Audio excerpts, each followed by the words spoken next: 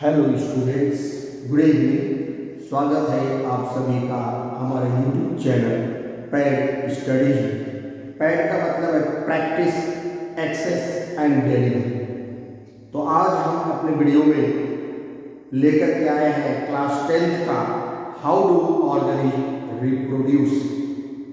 ये टर्म 2 का पहला चैप्टर है बायोलॉजी में, जिसमें इसको वन शॉट हम लोग आज करेंगे, how do organism reproduce.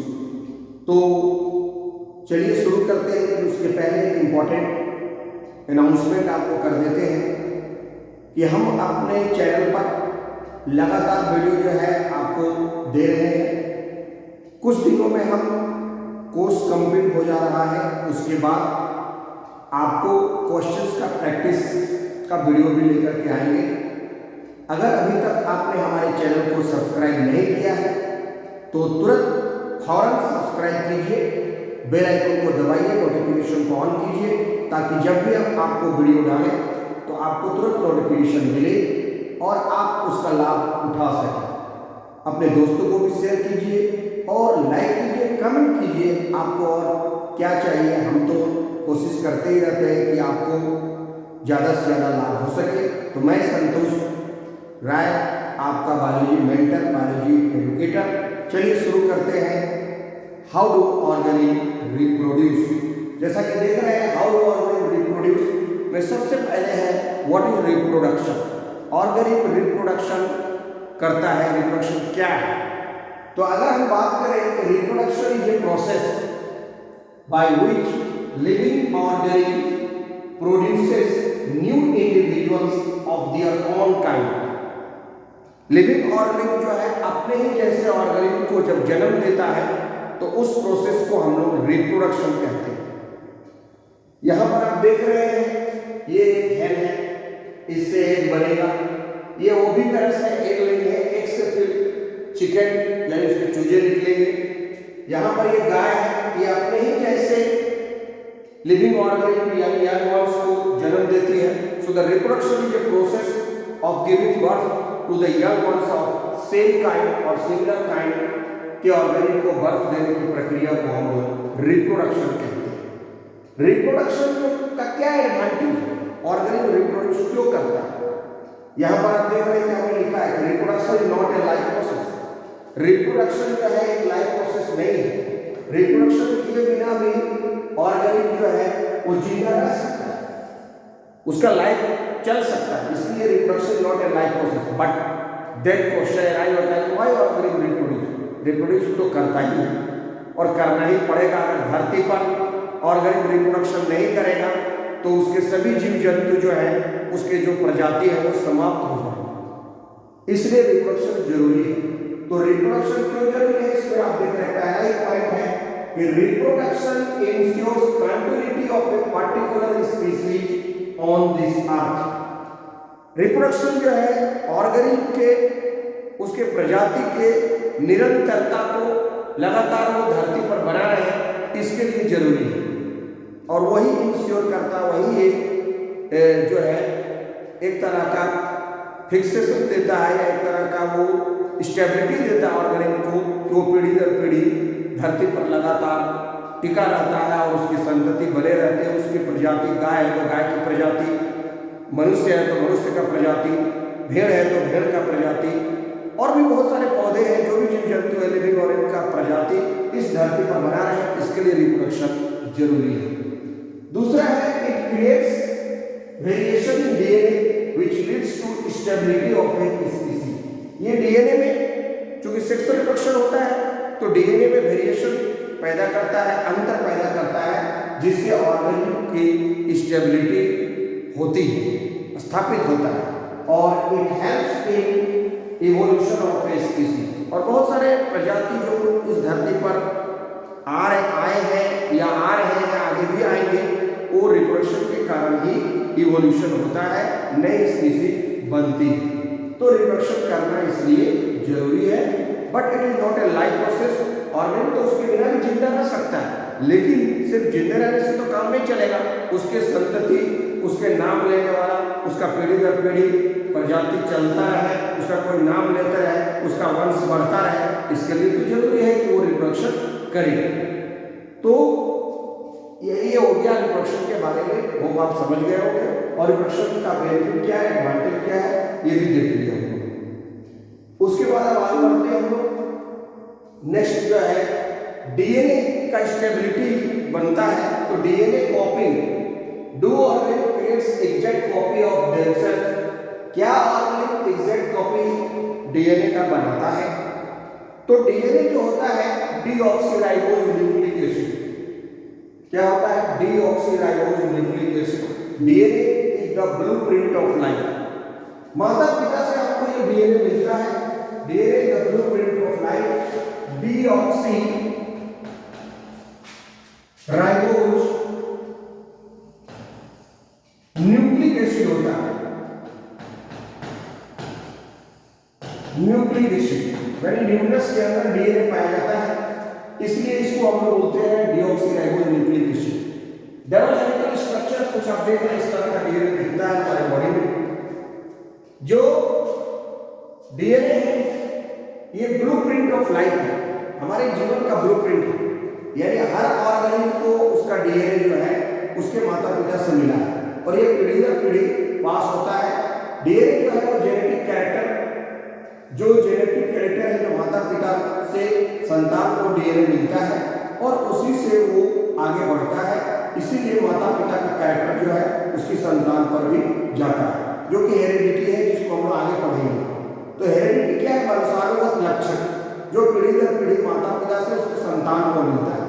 The character which passes from parents to their child और their offspring is called heredity. और उसको कौन ले जाता है? डीएनए के ऊपर जो जीन है, तो gene is the carrier of character which transmitted from parents यानी फ्रॉम फादर एंड मदर से उसके चाइल्ड पर जाएगा। तो ये डीएनए ब्लूप्रिंट है। अब डीएनए क्या है? स्कैटर्ड फॉर्म में रहता है तो उसको हम लोग क्रोमैटिन बोलते हैं। Scattered form of DNA is called chromatin. और जब ये डीएनए जब इधर से उधर लूप बनाया रहता है ये क्रोमैटिन, लेकिन जब ये सेल डिवाइड करता है तो ये अपने आप को ये ढीला करके और ये इस तरह का स्ट्रक्चर बनाता है जिसको हम लोग बोलते हैं क्रोमोसोम। ये क्रोमोसोम है, आप देख रहे हैं ये क्रोमोसोम है, सेंट्रोमियर से जुड़ा है। ये क्रोमैटिन है, इसका एक क्रोमैटिन है और एक क्रोमोसोम में दो क्रोमैटिन है। ये क्या है क्या? और ये क्रोमोसोम पेयर ऑफ क्रोमोसोम होता है क्योंकि एक फादर का एक मदर का उसका एग्जिस्टेंस जोड़ा में है। तो chromosome highly coiled and condensed form of DNA. अब ये डीएनए का स्कैटर्ड फॉर्म में था न्यूक्लियस के अंदर। ये जब कॉइल होकर के जुड़ता है तो क्रोमोसोम बनाता है और क्रोमोसोम का जो ये क्रोमोसोम है उसके सेगमेंट को हम लोग डीएनए बोल रहे हैं। एक सेगमेंट, दो सेगमेंट, तीन सेगमेंट, ये डीएनए। तो DNA is the blueprint of life. Deoxyribose nucleic acid है ये डीएनए जो है। यहां पर आप देख रहे हैं reproduction involves formation of new sales. Reproduction क्या करता है? फॉर्मेशन ऑफ न्यू सेल्स को जन्म देता है। रिप्रोड्यूसिव ऑर्गेनिक प्रोड्यूसेस न्यू इंडिविजुअल्स। आपको भी पता है कि रिप्रोडक्शन जब होता है तो ऑर्गेनिक जो है नए इंडिविजुअल को जन्म देता है। The individuals produced are similar to each other and their parents. जो ऑर्गेनिक होते हैं वो एक जैसे होते हैं क्योंकि सेम काइंड ऑर्गेनिक को प्रोड्यूस करना ही रिप्रोडक्शन है। ऐसा नहीं है कि गाय जो है वो बकरी के बच्चा को जन्म देगी, बकरी जो है वो भेड़ के बच्चे को जन्म देगी, बकरी बकरी के बच्चे को जन्म देगी, गाय गाय के बच्चे को जन्म देगी, ह्यूमन ह्यूमन के बच्चे को जन्म देगा। तो सेम काइंड ऑफ ऑर्गेनिक जन्म देगा। The similarity between siblings and offspring to their parents occurs because of genes और DNA present in them। जो पेरेंट्स के बच्चों के बीच में जो सिमिलैरिटी है या माता पिता से जो उनका कैरेक्टर मिल रहा है ये किस पर निर्भर करता है? उसके जीन पर। बिकॉज जीन और डीएनए जो प्रेजेंट है वो माता पिता का उसके अंदर है, इसके कारण होता है। DNA present in the nucleus of cell in the form of, यहां द होगा, in the form of condensed structure is called chromosome. जो डीएनए न्यूक्लियस के अंदर कंडेंस्ड फॉर्म में रहता है, कॉइल्ड स्ट्रक्चर है, वो क्रोमोसोम है। जब सेल डिवाइड करता है तब क्रोमोसोम दिखता है, ऐसे वो न्यूक्लियस के अंदर क्रोमैटिन फॉर्म में रहता है और वो क्रोमैटिन जो डिवाइड करता है, क्रोमोसोम निकलता है, रिलीज होता है, और उसके कारण क्या है आपका फिर डीएनए बनता है और डीएनए पास आउट करता है character. Reproduction involves formation of new sales. Formation of new DNA copy बनता है। यहां पर आप देख रहे हैं डीएनए, एक डीएनए ये है, एक डीएनए का ये, दो स्ट्रैंड होता है। लेकिन जब डीएनए माता पिता से संतान को जाता है, फ्यूजन ऑफ गैमेट होता है, मेल और फीमेल का जब मिलन होता है, ज़ायगोट बनता है, उस दौरान errors during DNA copy, DNA के कॉपी में यानी fusion of sperm and fusion of egg के दौरान जो कैरेक्टर मिलता है तो कुछ एरर पैदा होता है, कुछ एरर्स आते हैं, एग्जैक्ट कॉपी तो नहीं बनता। और कोई भी बायोलॉजिकल प्रोसेस जो है 100% एक्यूरेट का गारंटी नहीं है कि पूरा पूरा एकदम सही मिल जाएगा और सही डीएनए एकदम माता पिता वाला ही संतान को मिल जाएगा। उसमें कुछ एरर होगा और वो चेंज करेगा। एरर्स ड्यूरिंग डीएनए कॉपी, यहाँ भी आप देख रहे हैं डीएनए कॉपी हुआ तो ये मिसमैच होगा। ये पहले इधर आना था, इधर है, आपको समझने के लिए बताया गया है, लेकिन ये देखिए मिसमैच हो गया। डॉटर स्ट्रैंड में ये मिसमैच हो गया और पेरेंट का स्ट्रैंड जो था उससे ये मिसमैच और एरर हो गया, कुछ न कुछ चेंजेज आया और नया डीएनए बना। एक डीएनए में हम समझ आपको बताते हैं कि जो डीएनए का हेलिकल स्ट्रक्चर है, एक तो पूरा पूरा पेरेंट्स का रहता है और एक डीएनए जब मिसमैच होता है तो नया बनता है, तो इसलिए कुछ नए कैरेक्टर भी ऐड हो जाते हैं। लेकिन बहुत सारे कैरेक्टर माता पिता के भी रहते हैं और वही कैरेक्टर के कारण वो अपने माता पिता का संतान है, सिमिलैरिटी है उसमें, और उसके अदर सिबलिंग्स है, अदर बच्चों में भी सिमिलरिटी है। लेकिन कुछ नए कैरेक्टर भी, हमने तो बताया कि एक पेयर के बाद दूसरा पेयर में कॉपी हुआ तो इसमें नया कैरेक्टर भी जुड़ा, और ये तो माता पिता का था, कुछ नया कैरेक्टर तो सब अलग अलग हो गया। सभी एक ही माता पिता के दो संतान है, एक को अपने माता पिता से कुछ कैरेक्टर मिला और कुछ उसके अपना नया बना, इसके भी अपने नए बने, तो दोनों के नए नए कैरेक्टर भी आए and they have a variation, they have a differences, और उसके बीच में अंतर भी आया, और वो अंतर जो आया variation in DNA sequence and information. DNA sequence में अंतर हो गया तो वेरिएशन आया, वेरिएशन आया तो नया कैरेक्टर भी आया, क्योंकि वो नए कैरेक्टर को जवाबदेही है। जीन में चेंज आया, अल्टरेशन आया, चेंज में एरर आया, वेरिएशन आया, तो नए कैरेक्टर को भी जन्म दिया और वो नया कैरेक्टर उसके अंदर दिखा, जिसके कारण वो अपनी पीढ़ी को दिया, फिर वो आगे अपनी पीढ़ी को देगा। इस तरह से नए कैरेक्टर ऐड होते जाएंगे, जिससे नए कैरेक्टर होने पर जब जमा हो जाएंगे तो बहुत सारे स्पीशीज में कैरेक्टर दिखेगा, तो नया इवोल्यूशन भी होगा, वो कारण बनेगा। और नए कैरेक्टर आने से ऑर्गेनिज्म को बेनिफिट है, एडेप्टेशन है, उसको अच्छे अच्छे कैरेक्टर मिलते हैं, तो ड्यू कोर्स एनवायरनमेंट में अपने आप को अच्छा चेंज कर सकता है। चलिए नेक्स्ट हम लोग देखते हैं, ये तो वेरिएशन का बात हो गया, एरर इन डीएनए कॉपी। अब वेरिएशन तो होगा, हमने तो कहा कि भाई नए कैरेक्टर भी ऐड हुए तो अंतर तो आएगा, अंतर तो आया, आदमी देख रहे, एक आदमी को 6 उंगली हो जाता है, किसी के 5 उंगली रहता है, 5 उंगली तो सबको समान रहता है, कुछ चेंजेस होता है। देखिए ये आदमी का इसका अंगूठा सीधा है, इसका अंगूठा मुड़ा है, ये भी चेंज। यहाँ अगर कान के पास भी हम लोग देखें तो बहुत आदमी का जो है अटैच्ड ईयर लोब होता है हमारा जैसे, और बहुत का ये झूलते रहता है, झूलता हुआ रहता है, तो ये लोब ईयर जो होता है और ये लोबलेस ईयर होता है, अटैच्ड और अनअटैच्ड एक रहता है, फ्री ईयर लोब होता है और एक अटैच्ड होता है। दूसरा है यहाँ पे आंखों का कलर भी आप देखते हैं, किसी का ब्राउन आई है, किसी का ब्लू आई है, किसी का ब्लैक आई होता है, तो आंखों की बनावट में भी बहुत अंतर है, वो तो अलग अलग होता है। एंड वी हैव जिसके लिए अलग जीन रिस्पॉन्सिबल है, इसके लिए अलग जीन रिस्पॉन्सिबल है, इसमें चेंज आया तो अलग तरह का जीन दिखाया और वो अल्टर हो गया, ये उसमें वेरिएशन आ गया, उसमें चेंज आया due to adding of new character, नए कैरेक्टर ऐड होने के कारण उसमें चेंज आया। ये आपको समझना है, बिकॉज डीएनए कॉपी के दौरान जो एरर हुआ वो वेरिएशन को पैदा किया। और वेरिएशन क्या है?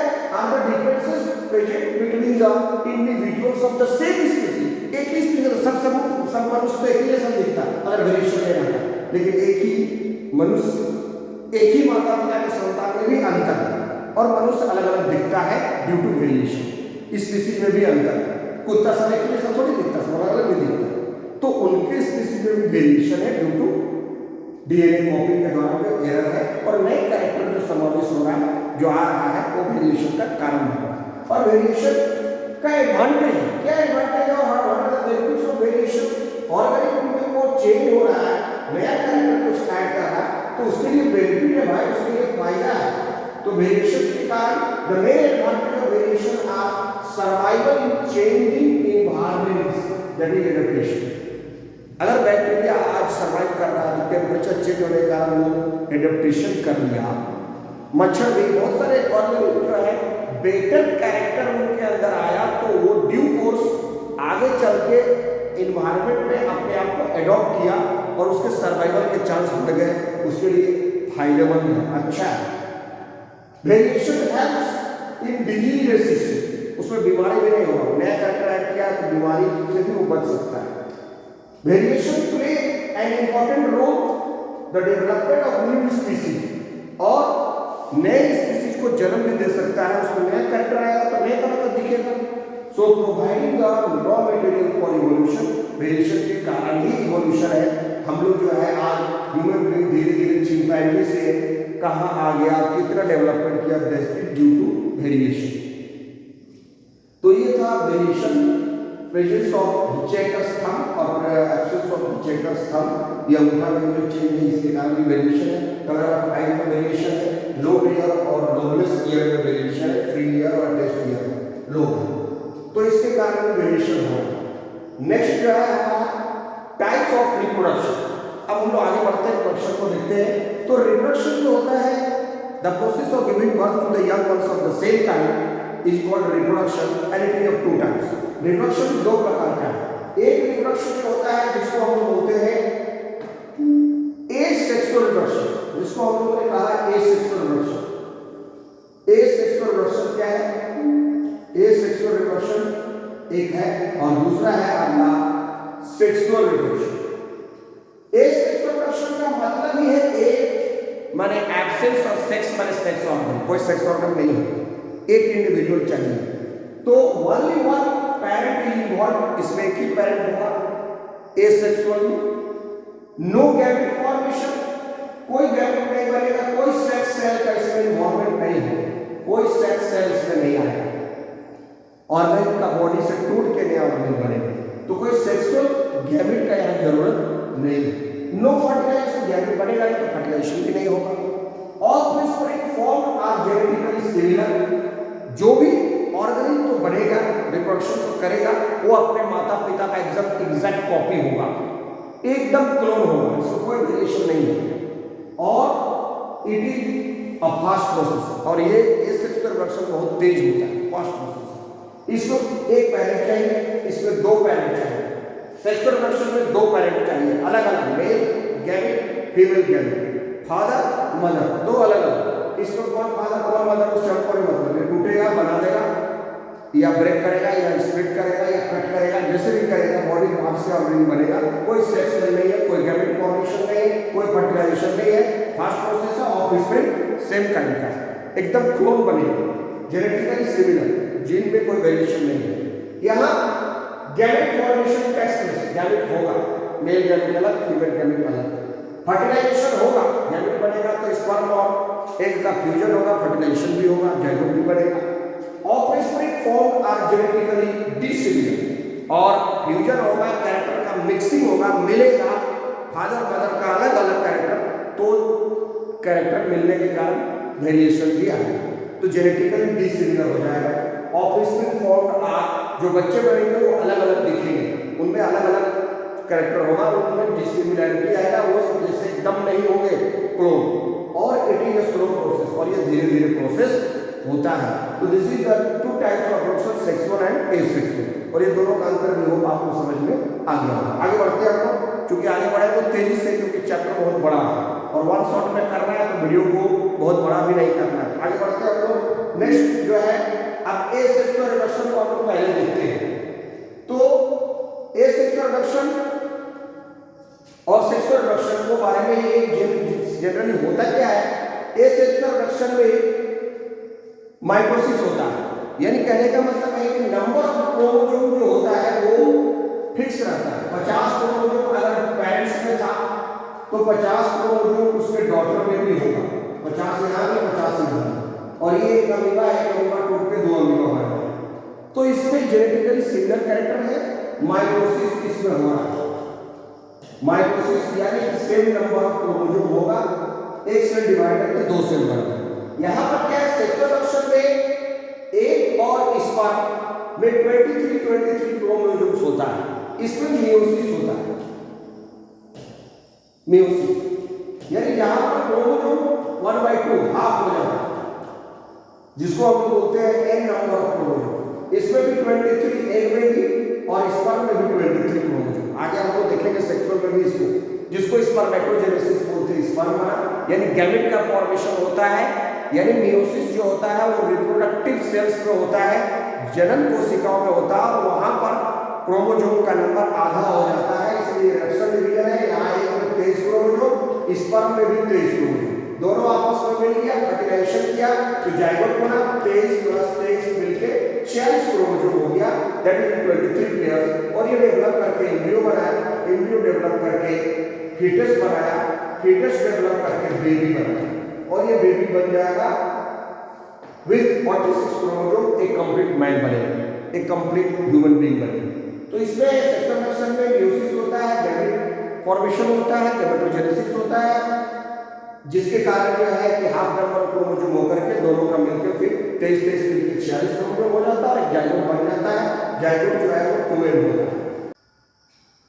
चलिए तो आगे हम लोग देखते हैं types of asexual reproduction.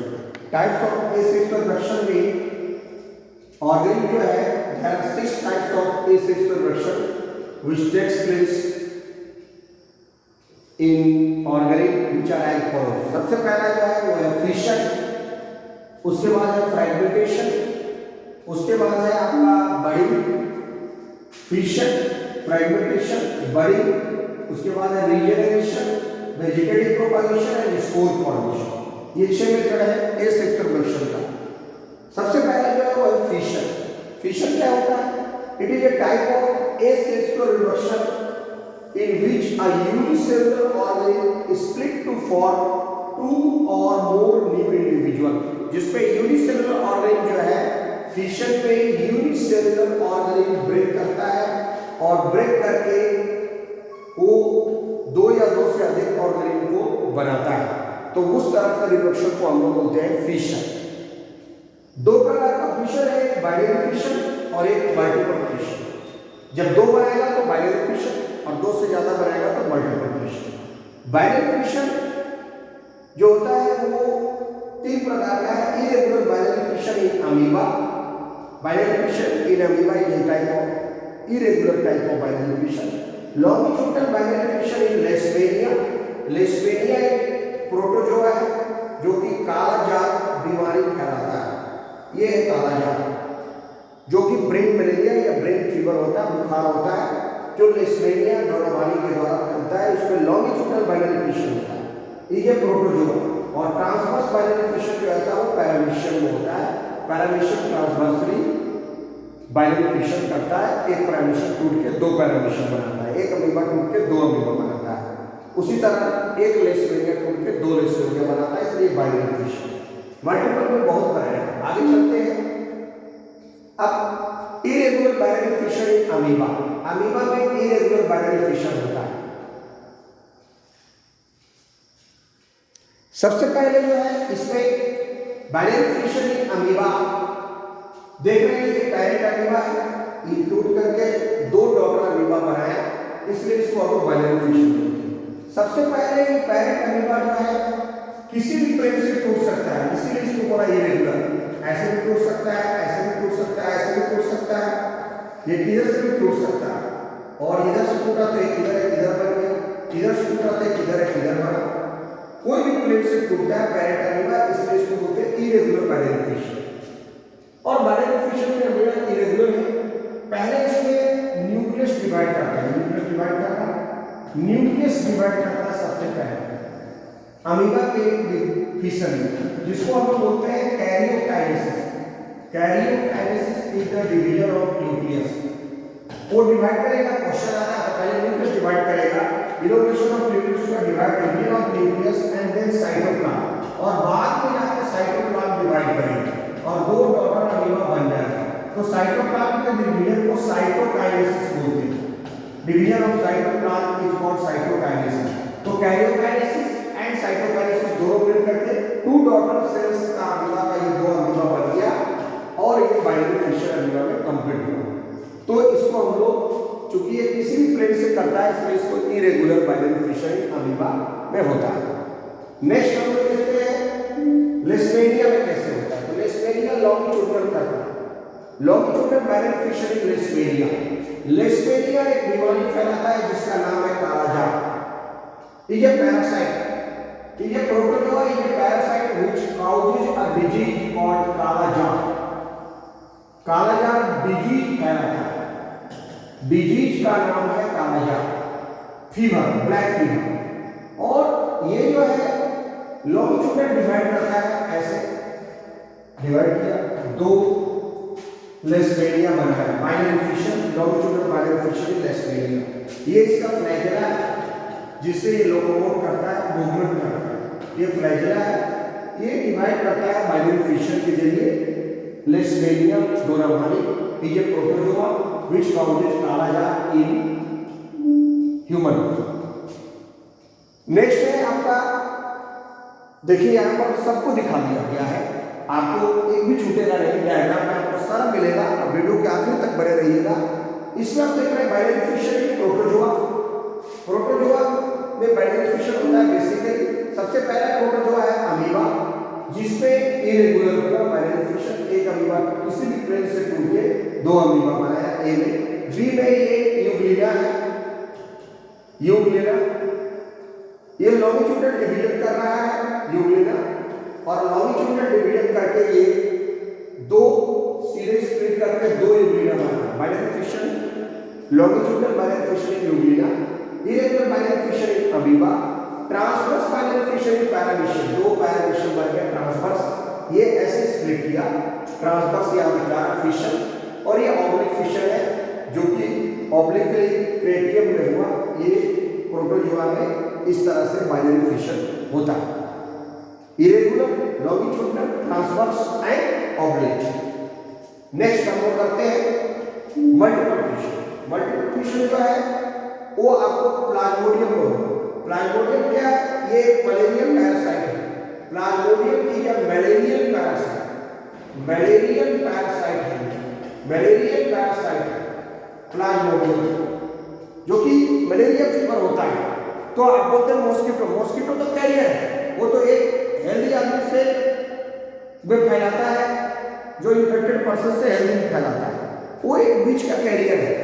Actually में जो एजेंट है, जो पॉजिटिव एजेंट है, वो प्लाज्मोडियम है, वो मलेरियन पैरासाइट है, वो मलेरिया फैलाता है। और ये प्रोटोजोआ है जो मलेरियन पैरासाइट के नाम से जाना जाता है, प्लाज्मोडियम, जो कि मल्टीपल फिशर करता है। प्लाज्मोडियम टूट के बहुत सारा प्लाज्मोडियम बनाता है।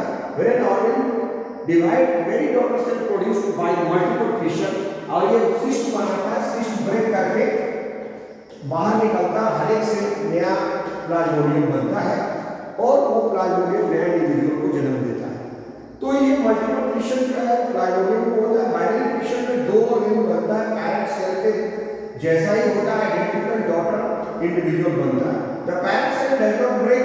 अबे अमीबा में ये पैरेंट सेल नहीं ब्रेक कर रहा है, ये डॉटर सेल बन रहा है, तो अमीबा डिवाइड कर रहा है, ये टूट नहीं रहा, ये डिवाइड कर रहा है। पहले न्यूक्लियस डिवाइड किया, फिर साइटोप्लाज्म डिवाइड किया और दो अलग-अलग सेल्स बन गए। यहाँ पर क्या है, division of parent cell into several small nearly equal size daughter cell. यहाँ डिवाइड करके देखिए बहुत सारा बना है। यहाँ पर सेल और साइटोप्लाज्म में सेल है, सिस्ट है, प्रोटेक्टिव कवरिंग बना है। अब ये एक सेल डिवाइड कर रहा है, बहुत सारा सेल इसी का बॉडी डिवाइड करके बहुत सारा बना रहा है उसी से, और ये फिर बाद में ये सिस्ट को ब्रेक करके एक मैच्योरिटी कर देता है, तो नया इंडिविजुअल बहुत सारे डॉटर सेल्स को रिलीज कर देते हैं। तो parent cell breaks away releasing many individual at once. Example plasmodium, दोनों के बीच में डिफरेंस भी दिया। प्लाज्मोडियम में इस तरह से मेनी डॉटर सेल्स जो है रिलीज होकर बनता है बाय मल्टीपल फिशर। तो ये था मल्टीपल फिशर, फिशर बाइनरी और मल्टीपल दो था फिशर। उसके बाद हम लोग करते हैं fragmentation. Fragmentation is spirogyra. Fragmentation spirogyra में होता है। स्पाइरोगाइरा क्या है? एक मल्टी सेलुलर एल्गी है। तो फ्रेगमेंटेशन किसमें हो रहा है? याद रखिए फिशर और फ्रेगमेंटेशन में यही अंतर है। फ्रेगमेंटेशन मल्टी सेलुलर में होगा और फिशन यूनिसेलुलर में होगा, एक सेल वाले में होगा। यही दोनों में अंतर है, दोनों टूटता है। When unicellular breaks, it is a fission. When multicellular breaks, it is a fragmentation. अब spirogyra is a type of asexual version in which an organ breaks up into a smaller pieces. When mature करता है pieces, 2 piece, 3 piece, तो each piece give rise to new individual. This process takes place in simple multicellular organism में होता है, like Spirogyra that can regenerate lost part. वो regenerate कर लेगा, fragmentation है। Spirogyra एक green algae है। Spirogyra एक filamentous green algae जो तालाब में काई होता है, वो algae multicellular algae Spirogyra break करता है, fragmentation करता है। ये देखिए एक फ्रैगमेंट ये बना, एक फ्रैगमेंट ये बना, एक फ्रैगमेंट ये बना, तीनों से 3 स्पाइरोगाइरा बन गया। This is called fragmentation. So Spirogyra breaks into smaller pieces and each fragments grow into a new individual. This is called fragmentation. तो ये था फ्रैगमेंटेशन इन स्पाइरोगाइरा। उसके बाद करते हैं regeneration. Regeneration in planaria, regeneration in hydra. Regeneration यहां से लेना और लिखने के बाद रीजनरेशन इन हाइड्रा में होता है दोबारा रीजनरेट करना। It is type of test reproduction in which some organism regrow entire body from its cut parts. काट दीजिएगा तो नया ऑर्गेनिज्म डेवलपमेंट हो जाएगा, तो उसको बोलेंगे रीजनरेशन। इसको कट किया गया 2 पार्ट में, 2 हाइड्रा बन गया। यहां प्लानेरिया 3 पार्ट में कट किया गया, 3 प्लानेरिया आपको बन गया। सो this is a type of regeneration in which the simple body of the cut parts develop into a new organ. इसमें स्पेशलाइज्ड सेल होता है, हमारा बॉडी कटेगा तो नहीं बनेगा। Performed by specialised cells that undergo developmental changes and regenerate its cut parts to a new individual. वो specialised cells के कारण इसमें होता है। So regeneration in planaria, regeneration in hydra. याद रखिए एग्जांपल इसमें बहुत इंपॉर्टेंट है, परीक्षा में किया था। रीजनरेशन किसमें होता है? प्लानेरिया में। किसमें होता है? हाइड्रा में होता है। प्लानेरिया का ये आई है, रूमिनेंट आई है, जो सबसे पहले आई डेवलप किया था। इवोल्यूशन में इसको हम लोग पढ़ाते हैं, लेकिन वो तो पोर्शन अभी आपका कट गया है। तो ये प्लानेरिया फ्री लिविंग ऑर्गेनिज्म है जो नदी में, तालाब में रहता है, स्विमिंग वाटर में, और ये प्लानेरिया डेवलप करता है, रिजनरेट करता है। नेक्स्ट हम लोग करते हैं रिजनरेशन के बाद जो है हमारा वो है बड़ी। बड़ी जो होता है बड के जरिए some multicellular organism produce a small outgrowth called bud. छोटा सा आउटग्रोथ बनता है बॉडी से, जिसको हम बोलते हैं बड। और बड के जरिए जब डेवलपमेंट होता है, रिसेप्शन होता है, उसको हम बड़ी बोलते हैं। So some multicellular organism produce a small outgrowth. Bud क्या है? Bud is small outgrowth from parent body में बनेगा, which gradually develop to form new individual। जो नया इंडिविजुअल बना है, देखिए यहाँ बर्ड बना है हाइड्रा, ये छोटा सा एक बर्ड बना। ये बर्ड धीरे धीरे रिपीटेड डिवीजन करके डेवलप किया। डेवलप करने के बाद ये थोड़ा और बड़ा हुआ, मैच्योर हुआ, और जैसे मैच्योर हुआ तो पैरेंट बॉडी से डिटैच हो गया, कट करके अलग होकर के नया हाइड्रा बना दिया। पैरेंट हाइड्रा था, डेवलपिंग बर्ड बना, न्यू बर्ड यहाँ बन के ग्रो किया और न्यू हाइड्रा फिर इससे बन गया। So it is reproduction in Hydra by budding. So in Hydra a bulge appears in the lower half of the body due to repeated cell division। लगातार सेल डिवाइड करेगा, lower part में एक बड बनेगा। ये डेवलपिंग बड यहाँ देखिए, यहाँ छोटा सा बना, फिर ये बनना शुरू। The bud thus form gradually grow in size, धीरे धीरे बड़ा होगा, and ultimately detached from the body of parent hydra to develop new hydra। और पैरेंट हाइड्रा की बॉडी से अलग होकर के नया हाइड्रा बना दिया। So this is a budding hydra which develop due to bud. Bud के लिए होता है। बडिंग ईस्ट भी होता है, ईस्ट में भी बडिंग होता है, और हाइड्रा में बडिंग होता है। देखिए ईस्ट का भी हमने यहाँ पर आपको दिया है। ईस्ट इज अ फंगस, एक फंगस है ईस्ट सैक्रोफाइसिस, जिसपे also show budding. Here is small outgrowth, यहाँ पे बनता है बड is produced from the parent cell which grows into a new individual, जो नया इंडिविजुअल बना देता है। बर्ड यहाँ पे बनता है, बर्ड के लिए ग्रोथ करता है। So reproduction is by budding. So budding takes place in Hydra, budding takes place in yeast. Bud के जरिए ग्रो कर रहा है, ये देखिए ईस्ट से है, इसमें बड़ी डेवलप किया, बर्ड डेवलप करने के बाद ये ग्रो किया, नया बर्ड बना, और जब ग्रोथ हो गया और डेवलप कर गया तो चेन ऑफ बर्ड बना के नया ईस्ट का फॉर्मेशन कर दिया। सो बडिंग ईस्ट। नेक्स्ट हम लोग देखते हैं, उसके बाद जो है आपका स्पोर फॉर्मेशन जो मेथड है, इसके बाद वेंचर करेंगे हम लोग। इन राइजोपस, फंगस में होता है spore formation, Rhizopus bread mould में, राइजोपस में होता है। क्या है ये देखिए यहाँ पर दिखाया जा रहा है spore formation.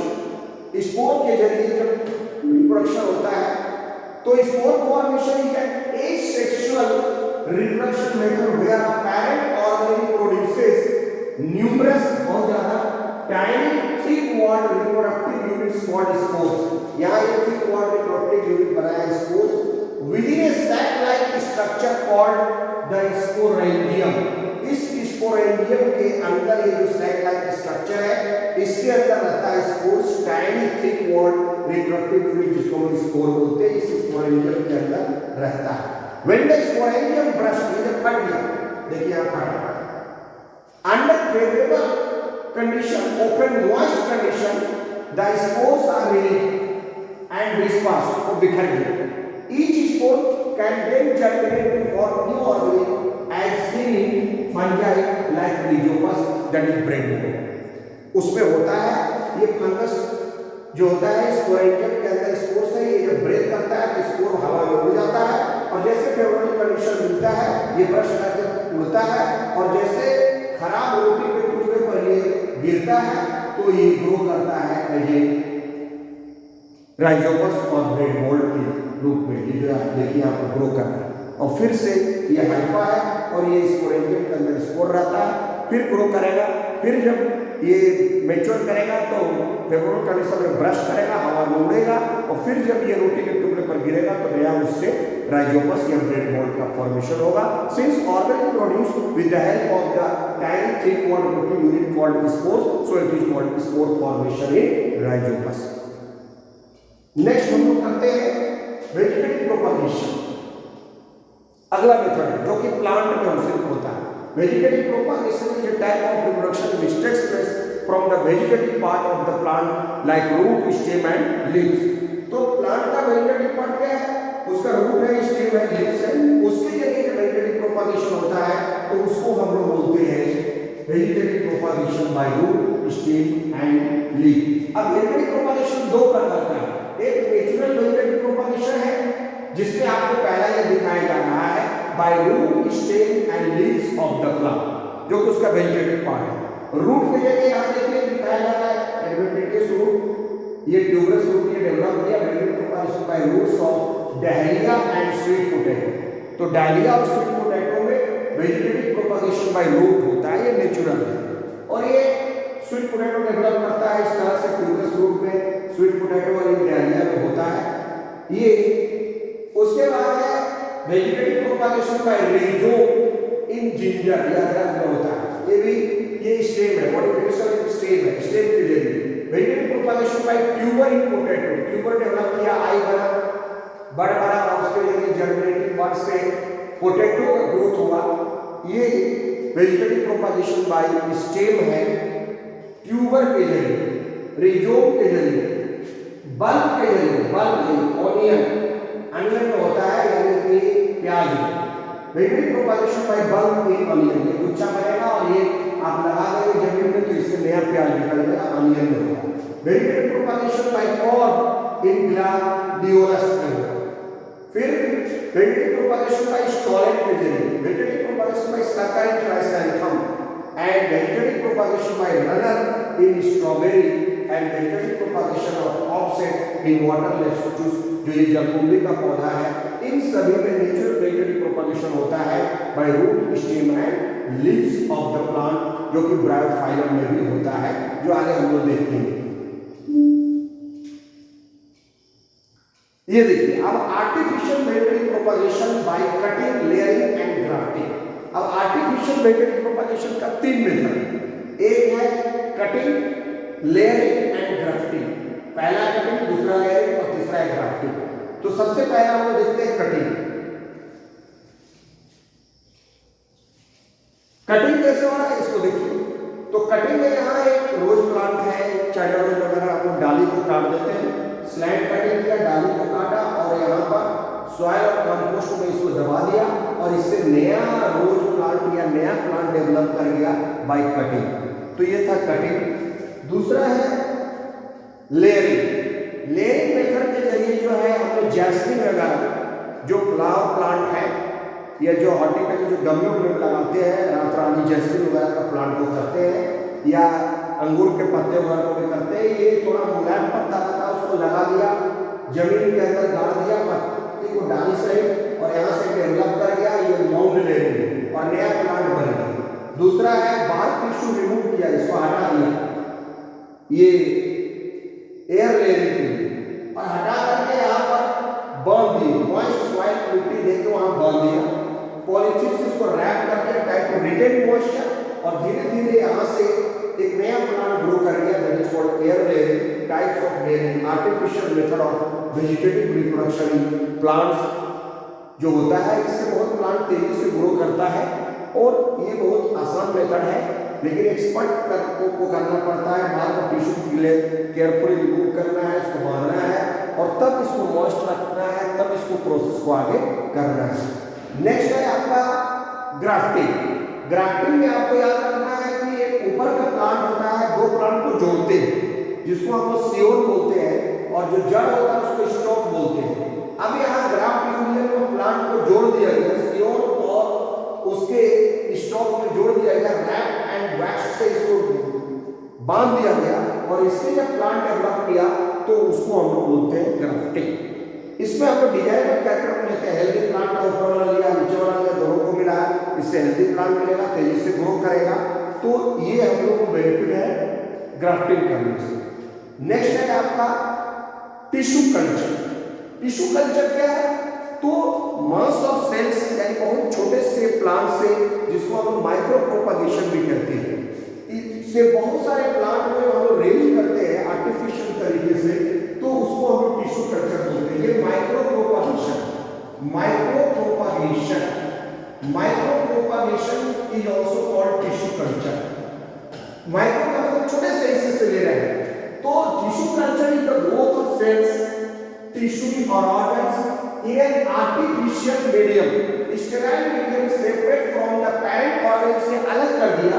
The technique is founded on the principle of totipotency, यानी सेल्स अपने आप डिवाइड करेंगे, which is the ability of a single cell to regenerate into a whole। पूरा एक सिंगल से पूरा एक ऑर्गेनिक बना देगा, फंक्शनल ऑर्गेनिक बना देगा। यहाँ पर आप देख पा रहे हैं कैसे ये करते हैं, इसको आप समझिए थोड़ा सा।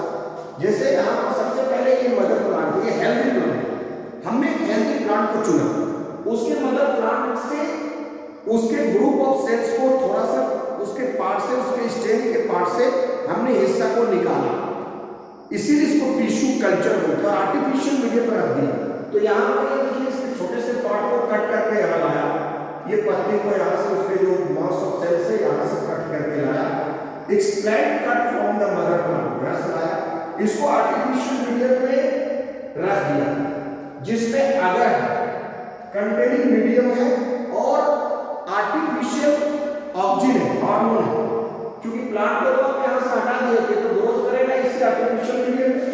इस लेबोरेटरी में callus development in nutrient supplemented and other containing medium में एक callus mass of cells develop किया। कैलस ये अगर के साथ आर्टिफिशियल मीडियम में डेवलप किया, फिर ये धीरे धीरे इसमें पत्ता भी डेवलप किया, सूट रिजेनरेशन हुआ, फिर धीरे धीरे इसमें जड़ भी आ गया, जड़ का भी रूट भी डेवलपमेंट किया।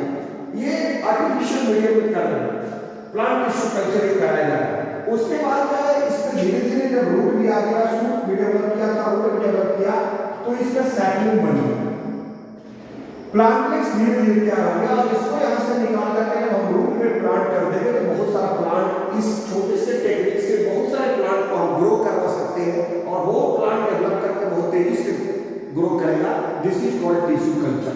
The production new plant from a small piece of plant tissue और cells remove from the growing tips of plant in a suitable growth medium is called tissue culture. तो ये हेल्दी प्लांट से हम उसको निकाल के और आर्टिफिशियल मीडियम में ग्रो करा करके जब टिश्यू के ग्रुप ऑफ सेल्स से हम करवाते हैं तो उसको हम बोलते हैं टिश्यू कल्चर। तो ये था टिश्यू कल्चर। नेक्स्ट हम लोग बढ़ते हैं, what are the advantages of vegetative propagation. Vegetative propagation का क्या एडवांटेज है? तो वेजिटेटिव प्रोपगेशन का एडवांटेज परीक्षा में अक्सर आता है। एडवांटेज ऑफ वेजिटेटिव प्रोपगेशन में इट इज अ रैपिड, बहुत तेज होगा, चीप, सस्ता है, and easy method of reproduction for the multiplication of plants.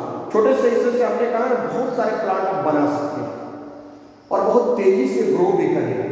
Genetically identical plants clones are produced by this method. Healthy plant को लिए तो हेल्दी प्लांट प्रोड्यूस होगा, identical होगा। सुपीरियर क्वालिटी फ्रूट्स और flowers can be produced by grafting. Grafting के जरिए superior quality का लेंगे, एक दूसरे को मिलाएंगे, हेल्दी को सिलेक्ट करेंगे तो हमको इससे फायदा है। Disease free plants can be produced by this method. इस मेथड के जरिए डिजीज फ्री प्लांट को हम लोग उगाते हैं and early flowering and fruit formation भी इसमें होता है। जो आर्टिफिशियल वेजिटेटिव प्रोपगेशन से जो प्लांट बनेगा वो बहुत तेजी से ग्रो करेगा, उसमें बहुत जल्दी फ्लावरिंग आएगा, फ्रूटिंग आएगा। ये इसका एडवांटेज है।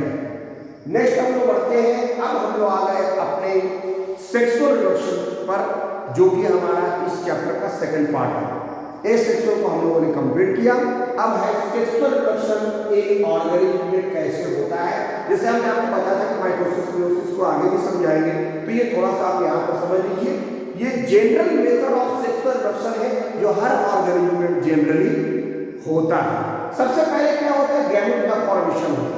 क्योंकि हम लोगों ने शुरू में ही देखा कि सेक्सुअल और एसेक्सुअल में डिफरेंस क्या है।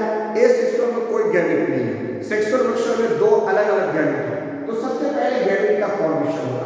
The process of formation of gamete is called gametogenesis. उसको हम लोग गैमेटोजेनेसिस कहते हैं।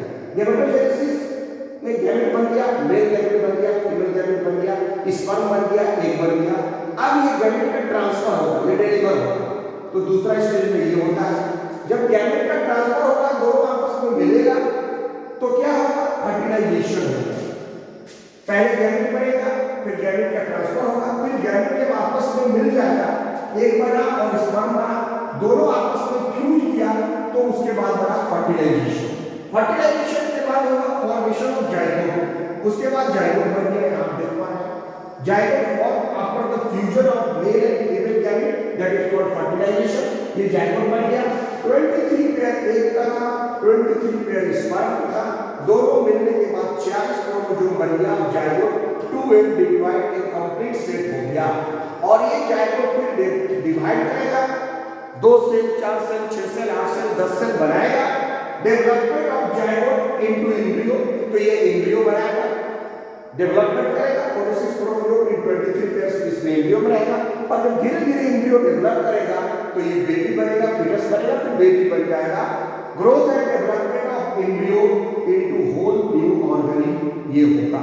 तो ये रिप्रोडक्शन में कॉमन प्रोसेस होता है, gamete formation, gamete transfer, fertilization, zygote formation, development of zygote into embryo and embryo develop to form a new organism that is baby. तो ये जनरल प्रोसेस है जो कि रिप्रोडक्शन में ये होता है।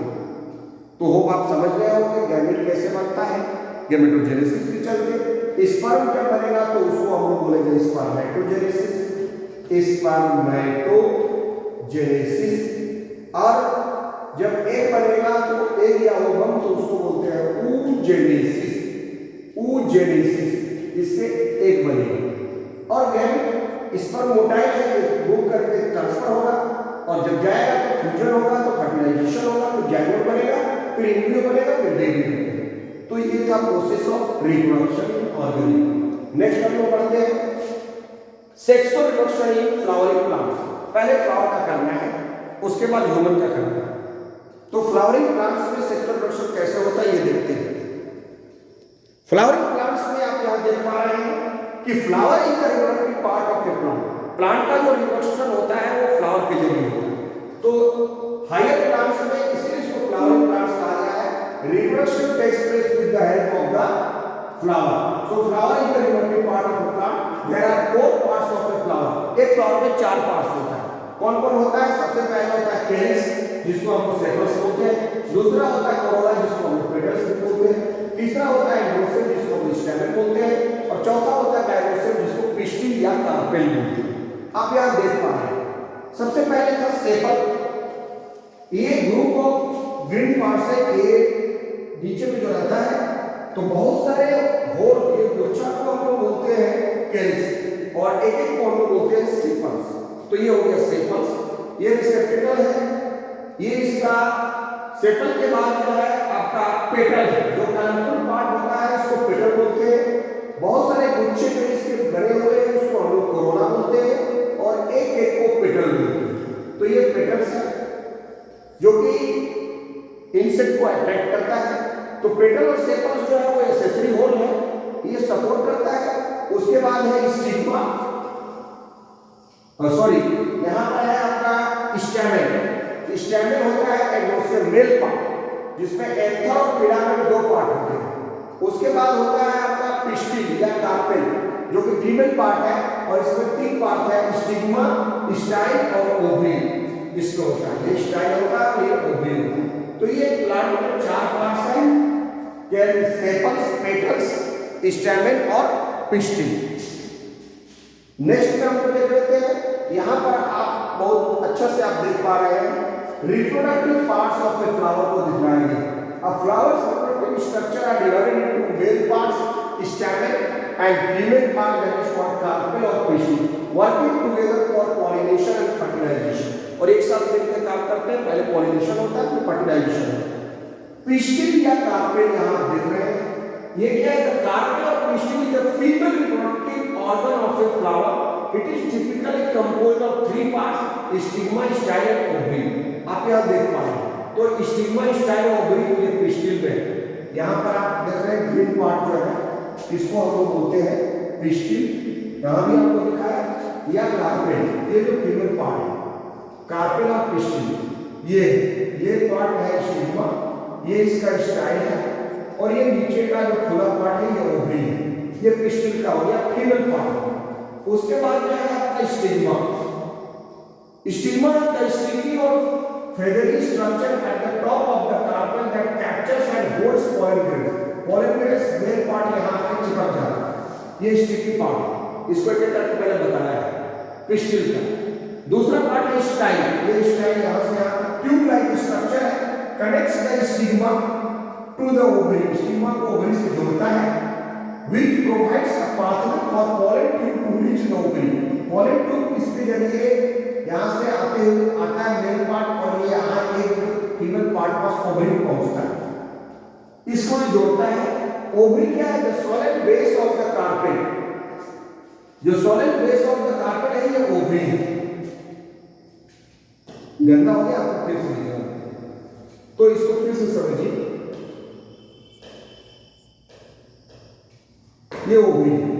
यहाँ पर आप देख पा रहे हैं सॉलिड अंदर का नीचे का जो उठा हुआ भाग है गोल सा, ये ओवरी है. The solid base of the carpel that contains ovules. अब ओवरी के अंदर क्या है? ओव्यूल है, which develop into seeds after fertilization. Ovule बनाएगा सीड्स, इसके अंदर रहता है एग. ओव्यूल यहाँ देखिए इसके अंदर एग है.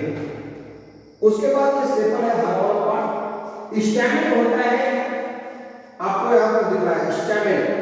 The stamen is the male reproductive organ of flower, typically consisting of slender stalk, filament, and a sac-like structure called anther. तो ये आपको दिख रहा है यहाँ अलग से. इसके ऊपर वाला भाग जो होता है वो एंथर होता है, इसके अंदर होता है pollen grains, और ये जो स्टॉक होता है, जो डंठल होता है, जो लगा रहता है उस फीमेल पार्ट से, इसको हम लोग बोलते हैं फिलामेंट. तो स्टैमेन में 2 पार्ट है, एंथर एंड फिलामेंट. तो सैक लाइक स्ट्रक्चर ऊपर एंथर है, नीचे फिलामेंट है. इससे बनता है मेल का जो पार्ट फ्लावर में स्टैमेन. एंथर यहाँ दिया है, produces pollen grains which contain male granule. ये मेल पार्ट को रखता है pollen grain. फिलामेंट क्या? Support the anther and positions it to make pollen accessible to pollination or wind. और ये उसको सपोर्ट करके रखता है, वहां पर लगा हुआ रहता है फिलामेंट से. उसके बाद है इसमें पेटल से ग्रीन पार्ट के आप देख पा रहे हैं, ये पेटल है, ये जो पेटल है पीला रंग का। पेटल जो होता है ब्राइटली कलर्ड स्ट्रक्चर होता है that attract pollinators like bees, birds and butterfly. Insect को अट्रैक्ट करता है। Facilitate pollination by drawing pollinator to the flower. Flower के पास इसी पर आते हैं इंसेक्ट, इससे अट्रैक्ट करता है। ये ब्राइटली कलर का होता है, चमकीला होता है और फ्लावर का कलर वही बनाता है और इसके कारण ये इंसेक्ट आता है तो पॉलिनेशन मदद करता है, मेल पार्ट को ट्रांसफर करवाता है फीमेल पार्ट। सेपल्स क्या होता है? ग्रीन लीफ लाइक स्ट्रक्चर्स होता है that protect the flower during early stage bud में। जब कली आता है तो इसको गुच्छा को प्रोटेक्ट करके रखता है bud before it opens. It protects developing reproductive organs को प्रोटेक्ट करता है। सेपल और पेटल्स एसेसरी होल है, स्टेमेन और पिस्टिल रिप्रोडक्टिव होल है। ये चार पार्ट हो गया आपका, इसके बाद वो आपको समझ में आ गया व्हिच पार्ट मतलब female flower does fertilization takes place. तो फर्टिलाइजेशन ओवरी के अंदर होता है, ये आपको बताया गया है। ये क्वेश्चन भी था कुछ जो यहां पर लिखा हुआ है which among the following is the male part of flower. तो मेल का पार्ट होता है स्टेमेन, ठीक है। तो ये आपको समझ में आ गया, मेल पार्ट को स्टेमेन बोलते हैं, फीमेल पार्ट को पिस्टिल बोलते हैं। स्टेमेन का दो पार्ट है, एंथर और फिलामेंट, और पिस्टिल या कार्पेल का तीन पार्ट है, stigma, style and ovary. Next हम आगे देखते हैं टाइप्स ऑफ फ्लावर। अब फ्लावर दो प्रकार का होता है, एक बाइसेक्सुअल फ्लावर है, एक यूनिसेक्सुअल फ्लावर। देखिए यहां पर आपको दिखा दिया धतूरा जो होता है ये इसमें पिस्टिल और स्टैमेन दोनों है, यानी इसमें मेल और फीमेल पार्ट दोनों है, इसमें ये bisexual flower. The flower which contains both male and female part is called bisexual flower. वैसा फ्लावर जिसमें मेल और फीमेल पार्ट दोनों हो, यानी पिस्टिल भी हो और स्टैमेन भी हो, तो उसको हम लोग बोलते हैं बाइसेक्सुअल। और यूनिसेक्सुअल फ्लावर ये पपाया, पपीता, जिसमें आइदर ऑफ द कोई एक मेल हो या एक फीमेल पार्ट हो, तो वो एक ही सेक्स का होगा तो उसको यूनिसेक्सुअल बोलते हैं। चलिए नेक्स्ट हम लोग देखते हैं, एक और डायग्राम इसमें आएगा जो आपको दिखाएगा यूनिसेक्सुअल और बाइसेक्सुअल। जिस फ्लावर के ऊपर जो है आपको पिस्टिल और स्टैमेन दोनों हो, यानी एंड्रोसिया और गाइनोसियम दोनों हो। यहां पर आप देख रहे हैं stigma, style, ovary female part भी है और स्टैमेन में एंथर और फिलामेंट भी है, तो ये बाइसेक्सुअल फ्लावर है। इसमें दोनों गैमेट है, मेल गैमेट और फीमेल गैमेट एक ही फूल पर है। यहाँ मेल और फीमेल यूनिसेक्सुअल फ्लावर है, फीमेल में सिर्फ स्टिग्मा, स्टाइल, ओवरी है, पिस्टिल है, और जिसके पास सिर्फ जो है स्टैमेन है वो मेल पार्ट है।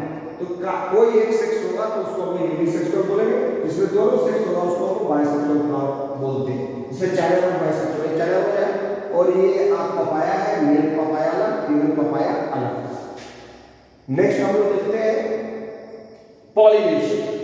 अब फ्लावर के चार पार्ट को हमने समझ लिया, तो फ्लावर का मेल पार्ट को ट्रांसफर हो रहा होगा फीमेल पार्ट, उसी को हम लोग पॉलिनेशन बोलते हैं। The process of transfer of pollen grains from anther to the stigma of flower is called pollination. तो उस प्रोसेस को हम पॉलिनेशन बोलते हैं, जिसके जरिए मेल का pollen grains from anther will be transferred to the stigma of female. Flower is called pollination.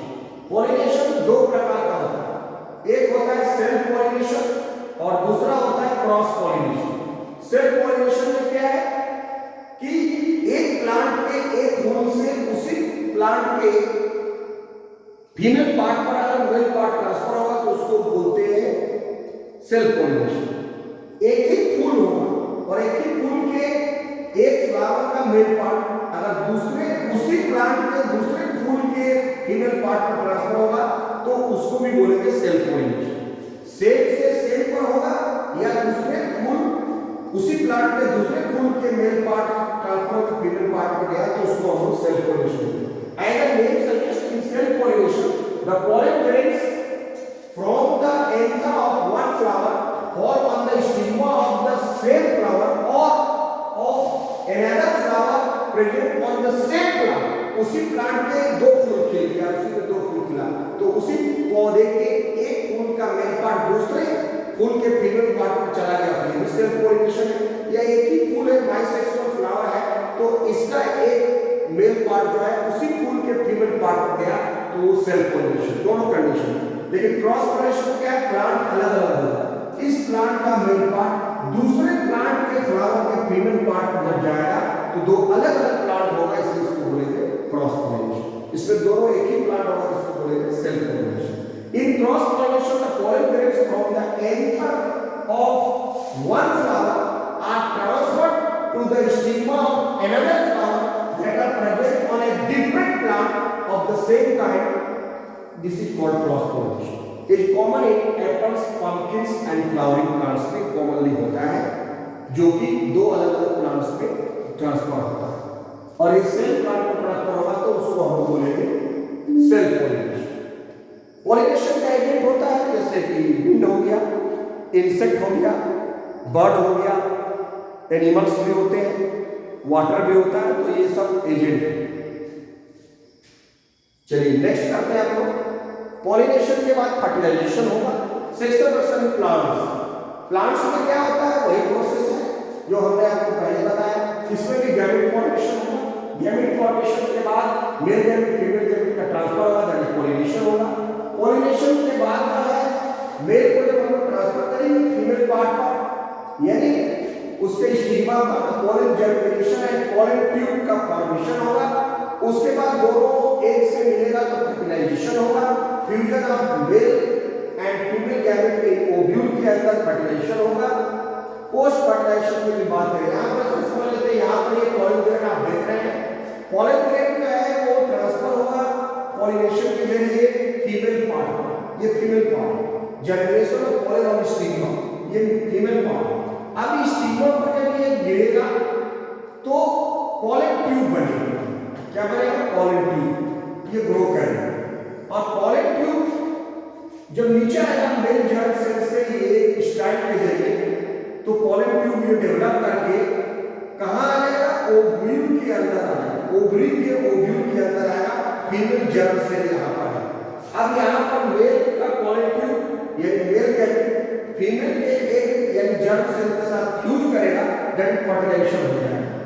उसके बाद जो है पोस्ट फर्टिलाइजेशन होगा, जिसमें जाइगोट जो है बनेगा, जाइगोट डेवलप करके एम्ब्रियो बनाएगा, ओव्यूल जो है वो डेवलप करके सीड बनाएगा, और ओवरी जो है वो डेवलप करके फ्रूट बनाएगा आफ्टर फर्टिलाइजेशन। और बाकी सेपल पेटल्स जो होते हैं वो श्रिंक अप हो जाएंगे, गिर जाएंगे, सेड अप हो जाएंगे, और ovary changes into fruit, ovule changes into seed. ये पोस्ट फर्टिलाइजेशन स्टेज पे आपको लिखना पड़ता है।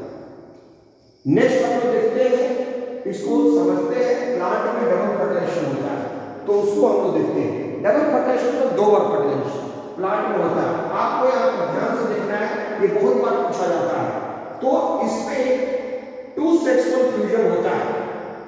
सबसे पहले क्या होता है, आप यहाँ देखिए, यहाँ पर 8 सेल आपको दिखाई पड़ेगा, 3 नीचे 3 ऊपर, और 2 आपका यहाँ पर है बीच में। इसको आप अच्छा से समझिए। हर डायग्राम में आप देखेंगे एनसीईआरटी में भी दिया, अलग भी दिया, सब जगह यही दिखा। ये जो ऊपर का 3 सेल है, मैं जरा ले लेता हूँ पेन, उसके बाद आपको बताता हूँ।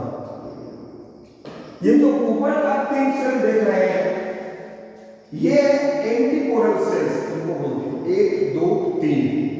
2 बीच में पोलर न्यूक्लियाई है या पोलर बॉडी जिसको बोलते हैं, पोलर न्यूक्लियाई या पोलर बॉडी। यहाँ पर 3 में 2 सिनर्जिड्स हैं, 1 और 2, ये सिनर्जिड्स हैं, सिनर्जिड्स, और एक ये एग सेल है जिसको फीमेल जर्म सेल कहते हैं।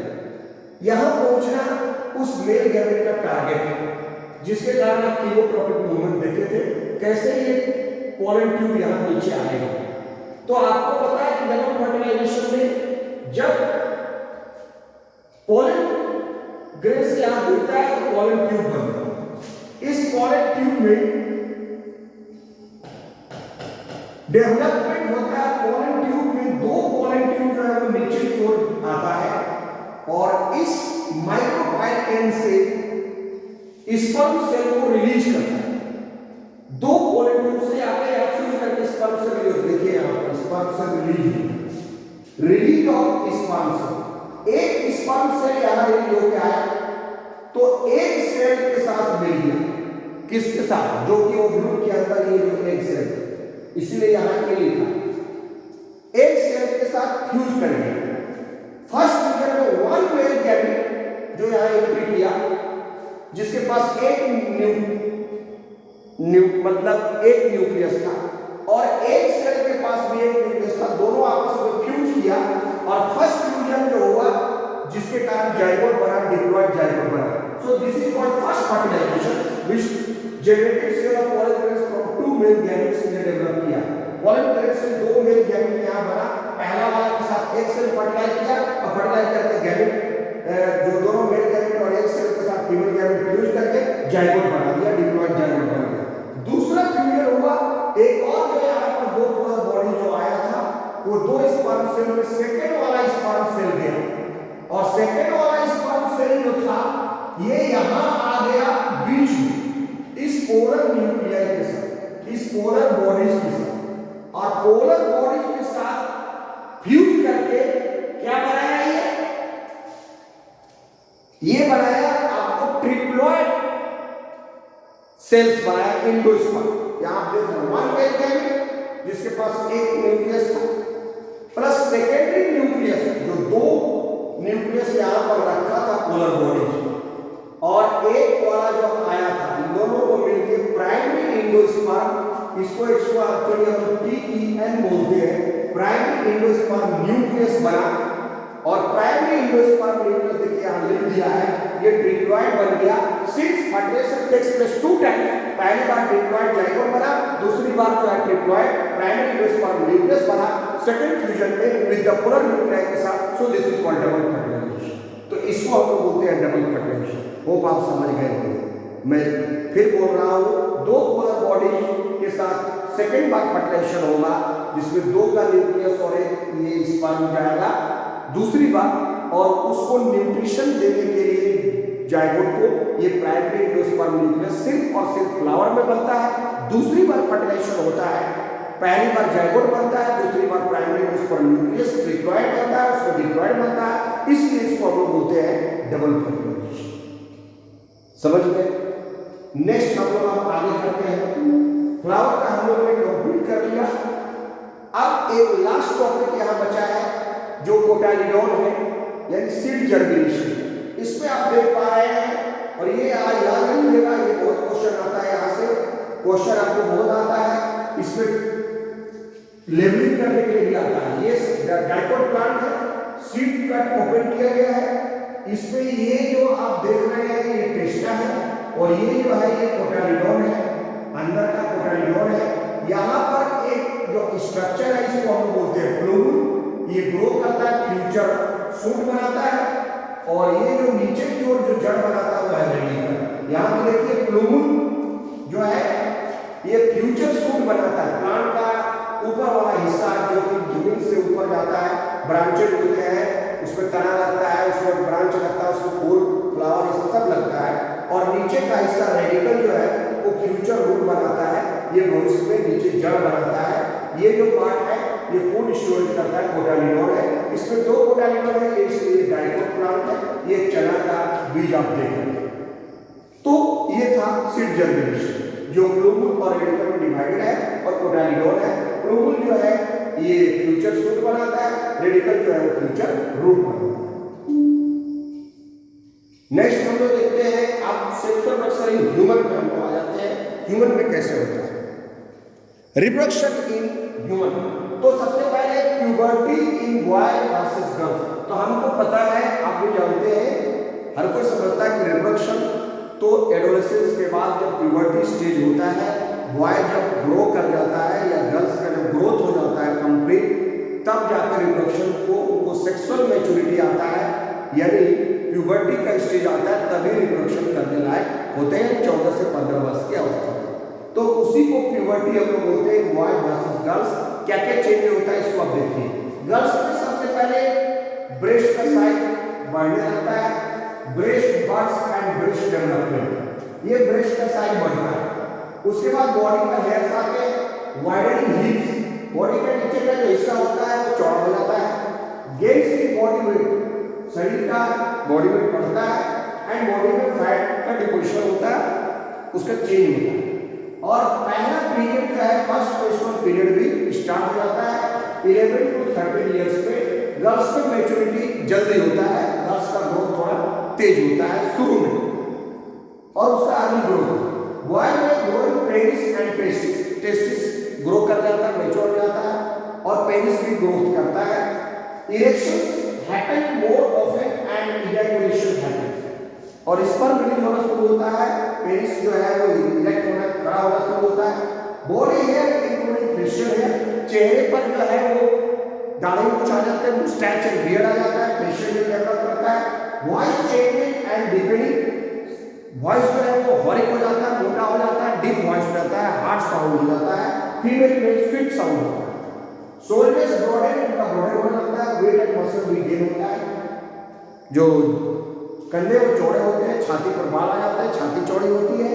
फीमेल का लोअर पोर्शन जो है वो हिप रीजन वो चौड़ा होता है, वी शेप बनाता है, वहां पर ज्यादा मास ऑफ फैट जो है वो डिपोजिशन होने लगता है। ये अलग चेंज है और ब्रेस्ट का साइज बढ़ता है। तो ये सेकेंडरी सेक्सुअल कैरेक्टर है जो मेल और फीमेल को डिस्ट्रीब्यूट करता है। मेल में फेशियल हेयर आता है, वो शोल्डर ब्रॉड हो जाता है, डीप वॉइस हो जाता है। फीमेल में जो है वॉइस वेट हो जाता है और गर्ल्स का ब्रेस्ट साइज बढ़ जाता है और हिप रीजन में एक्स्ट्रा फैट जमा हो जाता है और वो डेवलप कर जाता है। तो ये चेंजिंग है। इसके बाद हम लोग बढ़ते हैं नेक्स्ट जो है हमारा difference between male gamete and female gamete. अब मेल और फीमेल गैमेट की मदद से सेक्सुअल प्रोडक्शन होगा, तो मेल गैमेट और फीमेल गैमेट में क्या अंतर है? मेल गैमेट होता क्या है? वो स्पर्म होता है। मेल का गैमेट जो है वो स्पर्म है, फीमेल का गैमेट जो है वो एग या ओवम है।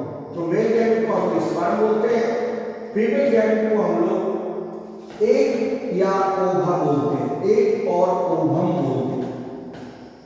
एक सेल से मेल गैमेट होता है प्रोड्यूस्ड बाय स्पर्मेटोजेनेसिस, जैसा हमने पहले भी बताया स्पर्म के फॉर्मेशन को स्पर्मेटोजेनेसिस होते हैं। Female gamete is produced by oogenesis, ये oogenesis से एग बनता है। It is known as sperm, spermatogenesis, female it is known as ovum. It is produced in testis. Male gamete is produced in the main important organ testis में होता है. It is produced in ovary. Female gamete ovary में produce होता है. It is small in size and in motile. Male का जो sperm होता है या male gamete जो होता है वो छोटा आकार का होता है, साइज छोटा है और ये मूव करता है, उसमें मोटिलिटी होती है, मतलब उसमें मूवमेंट होता है, उसमें गति होती है। जबकि फीमेल का जो गैमेट है वो लार्जर साइज का होता है और वो नॉन मोटाइल होता है, मूव नहीं करता, स्थिर रहता है। Large number of sperms are produced, एक मेल में बहुत अधिक संख्या में, लाखों की संख्या में स्पर्म बनता है, जबकि usually one egg is produced at A time during the menstrual cycle. एक बार में एक ही एग प्रोड्यूस होता है फीमेल के बॉडी में मेंस्ट्रुअल साइकिल के दौरान, जबकि मेल में बहुत ज्यादा स्पर्म का प्रोड्यूस होता है। ये मेल गैमेट और फीमेल गैमेट में अंतर है। The difference allow the sperm to move freely towards the ovum, ovum की तरफ वो मूव करता है, while it helps the ovum to get loaded with cytoplasmic content, और cytoplasmic content से लोड होकर वो रहती है फीमेल के अंदर। जब पेनिट्रेट करके एक के अंदर जब स्पर्म पहुंच जाता है, दोनों आपस में फ्यूज कर जाता है, तो फर्टिलाइजेशन का प्रोसेस हो जाता है और जाइगोट बन जाता है। तो ये difference between mail and female gamete था।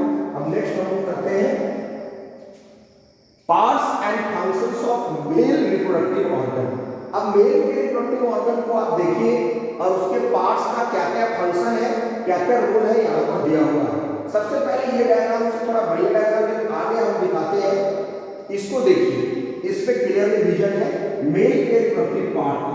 तो मेल का रिप्रोडक्टिव पार्ट जो है वो सबसे पहला जो रिप्रोडक्टिव पार्ट है वो है टेस्टिस। तो हम यहाँ पर दिखा देते हैं, फिर वहां पर डायग्राम में ले जाएंगे, आप यहां समझ लीजिए। पहला पार्ट है टेस्टिस, जो मेल का रिप्रोडक्टिव ऑर्गन है, पेयर ऑफ टेस्टिस। इसमें एक ही टेस्टिस दिखा रहा है डायग्राम में, दो टेस्टिस होता है। उसके बाद जो है टेस्टिस के बाद जो होता है वो है आपका भैंस डिफरेंस, जिसको हम लोग बोलते हैं स्पर्म डक्ट, स्पर्म कैरी करने वाला ट्यूब, इसको बोलते हैं स्पर्म डक्ट या भैंस डिफरेंस। ये एक बड़ा सा ट्यूब है जो यहाँ पर आप देख रहे हैं, जो टेस्टिस से निकल के ये ऐसे जा रहा है। ये है आपका भास डिफरेंस, जो यहाँ से आके पेनिस से बाहर हो गया, या स्पर्म डक्ट। उसके बाद जो है ये स्क्रोटम, टेस्टिस जिस स्क्रोटम के अंदर आता है, पाउच लाइक स्ट्रक्चर, ये स्क्रोटम है। उसके बाद ये पेनिस है, जिसको हम लोग ग्लांस पेनिस के ऊपर का हिस्सा है, इसमें ये यूरेथ्रा है। उसके बाद यहाँ पर कुछ ग्लैंड्स है, जो कि प्रोस्टेट ग्लैंड एक होता है और एक सेरेब्रल वेसिकल्स होता है। ये दो ग्लैंड यहाँ पर आपको दिखा रहा है, और एक और ग्लैंड है जो आगे दिख रहा होगा, जिसको कॉपर्स ग्लैंड या बुल्बोरेथियल ग्लैंड बोलते हैं। तो तीन ग्लैंड है, एक एपिडर्मिस भी है जो इस टेस्टिस के ऊपर में है। तो ये सब हो गया स्ट्रक्चर जो मेल का है, रिप्रोडक्टिव ऑर्गन। और मेल का रिप्रोडक्टिव ऑर्गन को हम लोग अब यहाँ पर एक बार और देखते हैं।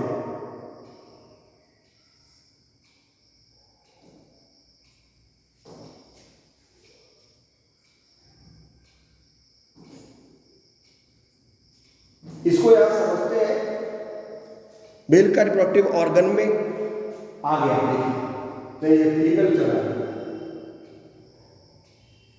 फीमेल को मेल देखना है, मेल रिप्रोडक्टिव ऑर्गन को देखना है।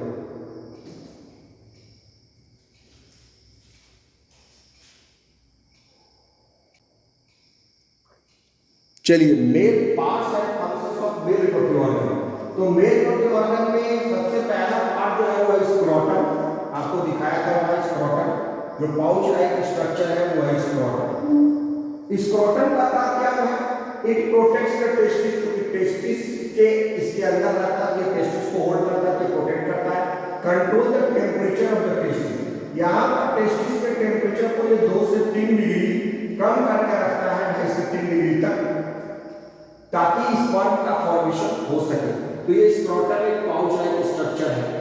उसके बाद एक टेस्टिस, सिंगुलर को बोलते हैं टेस्टिस, और टीएस दो टेस्टिस होता है। स्पर्म का फॉर्मेशन टेस्टिस के अंदर होता है, and production of sperm takes place, sperm cells, and it also produce male sex hormone called testosterone, which controls the puberty of the male.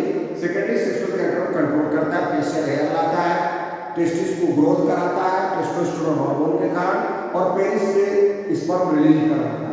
तो ये जितना भी चेंज होता है, बॉडी पर हेयर्स लाता है, वॉइस को डिम करता है, फेशियल हेयर लाता है, वो सब changes testosterone mail sex hormone के कारण होता है। After maturity at puberty testis produces sperm and it also releases mail sex hormone that is called testosterone. उसके बाद एक एपिडर्मिस जो आपने देखा था टेस्टिस के ठीक ऊपर, आप यहाँ पर देख पा रहे हैं, ये जो स्ट्रक्चर है वो है एपिडर्मिस, यहाँ पर भी है आपका, वो है एपिडर्मिस। एपिडर्मिस जो होता है छोटा सा स्ट्रक्चर है जो टेस्टिस के ठीक ऊपर है। इट स्टोर्स स्पर्म सेल्स, ये स्पर्म को स्टोर करता है। देखिए यहाँ से डैश डिफरेंस लगा है, और ये यहाँ से ऐसे होते हुए ये पेनिस के पास आया है, यहाँ से स्पर्म रिलीज हुआ। Site of sperm maturation, sperm बनने के बाद यहाँ मैच्योरिटी करता है एपिडर्मिस में। उसके बाद एक वैस difference that is also called sperm duct. वैस डिफरेंस को आप यहाँ देख रहे हैं, ये जो लंबा सा पाइप लाइक स्ट्रक्चर है, जो ट्यूब है, स्पर्म डक्ट बोलते हैं या वैस डिफरेंस, ये स्पर्म को कैरी करता है। तो sperm duct which carry the sperm, तो ये आपको यहाँ पर दिखा रहा है कि carry sperm from epidermis to the urethra. ये एपिडर्मिस से कैरी करके स्पर्म को लाता है, पेनिस के आउटर ओपनिंग यूरेथ्रा को देता है, यहाँ से वो रिलीज करता है। उसके बाद है आपका ग्लैंड्स, यहाँ 3 ग्लैंड, एक सेमिनल वेसिकल, एक प्रोस्टेट ग्लैंड और एक कॉर्पस ग्लैंड या बुल्बोरेथियल ग्लैंड। सबसे पहले सेमिनल वेसिकल्स, आप यहाँ पर देख रहे हैं, ये सेमिनल वेसिकल्स, 2 सेमिनल वेसिकल्स होते हैं। ये सेमिनल वेसिकल्स जो होता है, ये कनेक्ट हो जाता है आपको वैस डिफरेंस या स्पर्म डक्ट में, secretes a nutritional fluid, seminal fluid into the sperm cells which provides energy for the sperm cells. The seminal fluid and the sperm cells are called semen. आगे जो seminal vesicles है, ये एक nutritional sucrose, एक nutritional liquid discharge करता है उस sperm duct के अंदर, जो कि सेमिनल फ्लूइड है, जो कि स्पर्म को न्यूट्रिशन देता है। तो यहाँ याद रखना है, which organ provide nutrition to the sperm, तो वह सेमिनल वेसिकल, जो कि न्यूट्रिशनल फ्लूइड सीक्रेट करता है seminal fluid into the sperm cells के अंदर। यहाँ तक तो स्पर्म ही आया था, लेकिन जैसे यहाँ पर सेमिनल फ्लूइड को लिया, वो न्यूट्रिशनल फ्लूइड को लिया, उसको खाया, वो सीमेन बन गया और उस सीमेन आगे चला। उसके बाद प्रोस्टेट ग्लैंड मिलता है यहाँ। सेमिनल वेसिकल्स के बाद एक और ग्लैंड है जिसका नाम है आपको प्रोस्टेट ग्लैंड। ये प्रोस्टेट ग्लैंड जो है यहाँ पर इसके ठीक बाहर प्रोस्टेट ग्लैंड मिलता है। अब सीमेन को prostate gland secretes an alkaline fluid into the semen which neutralize the acid in female reproductive tract and also helps sperm motility।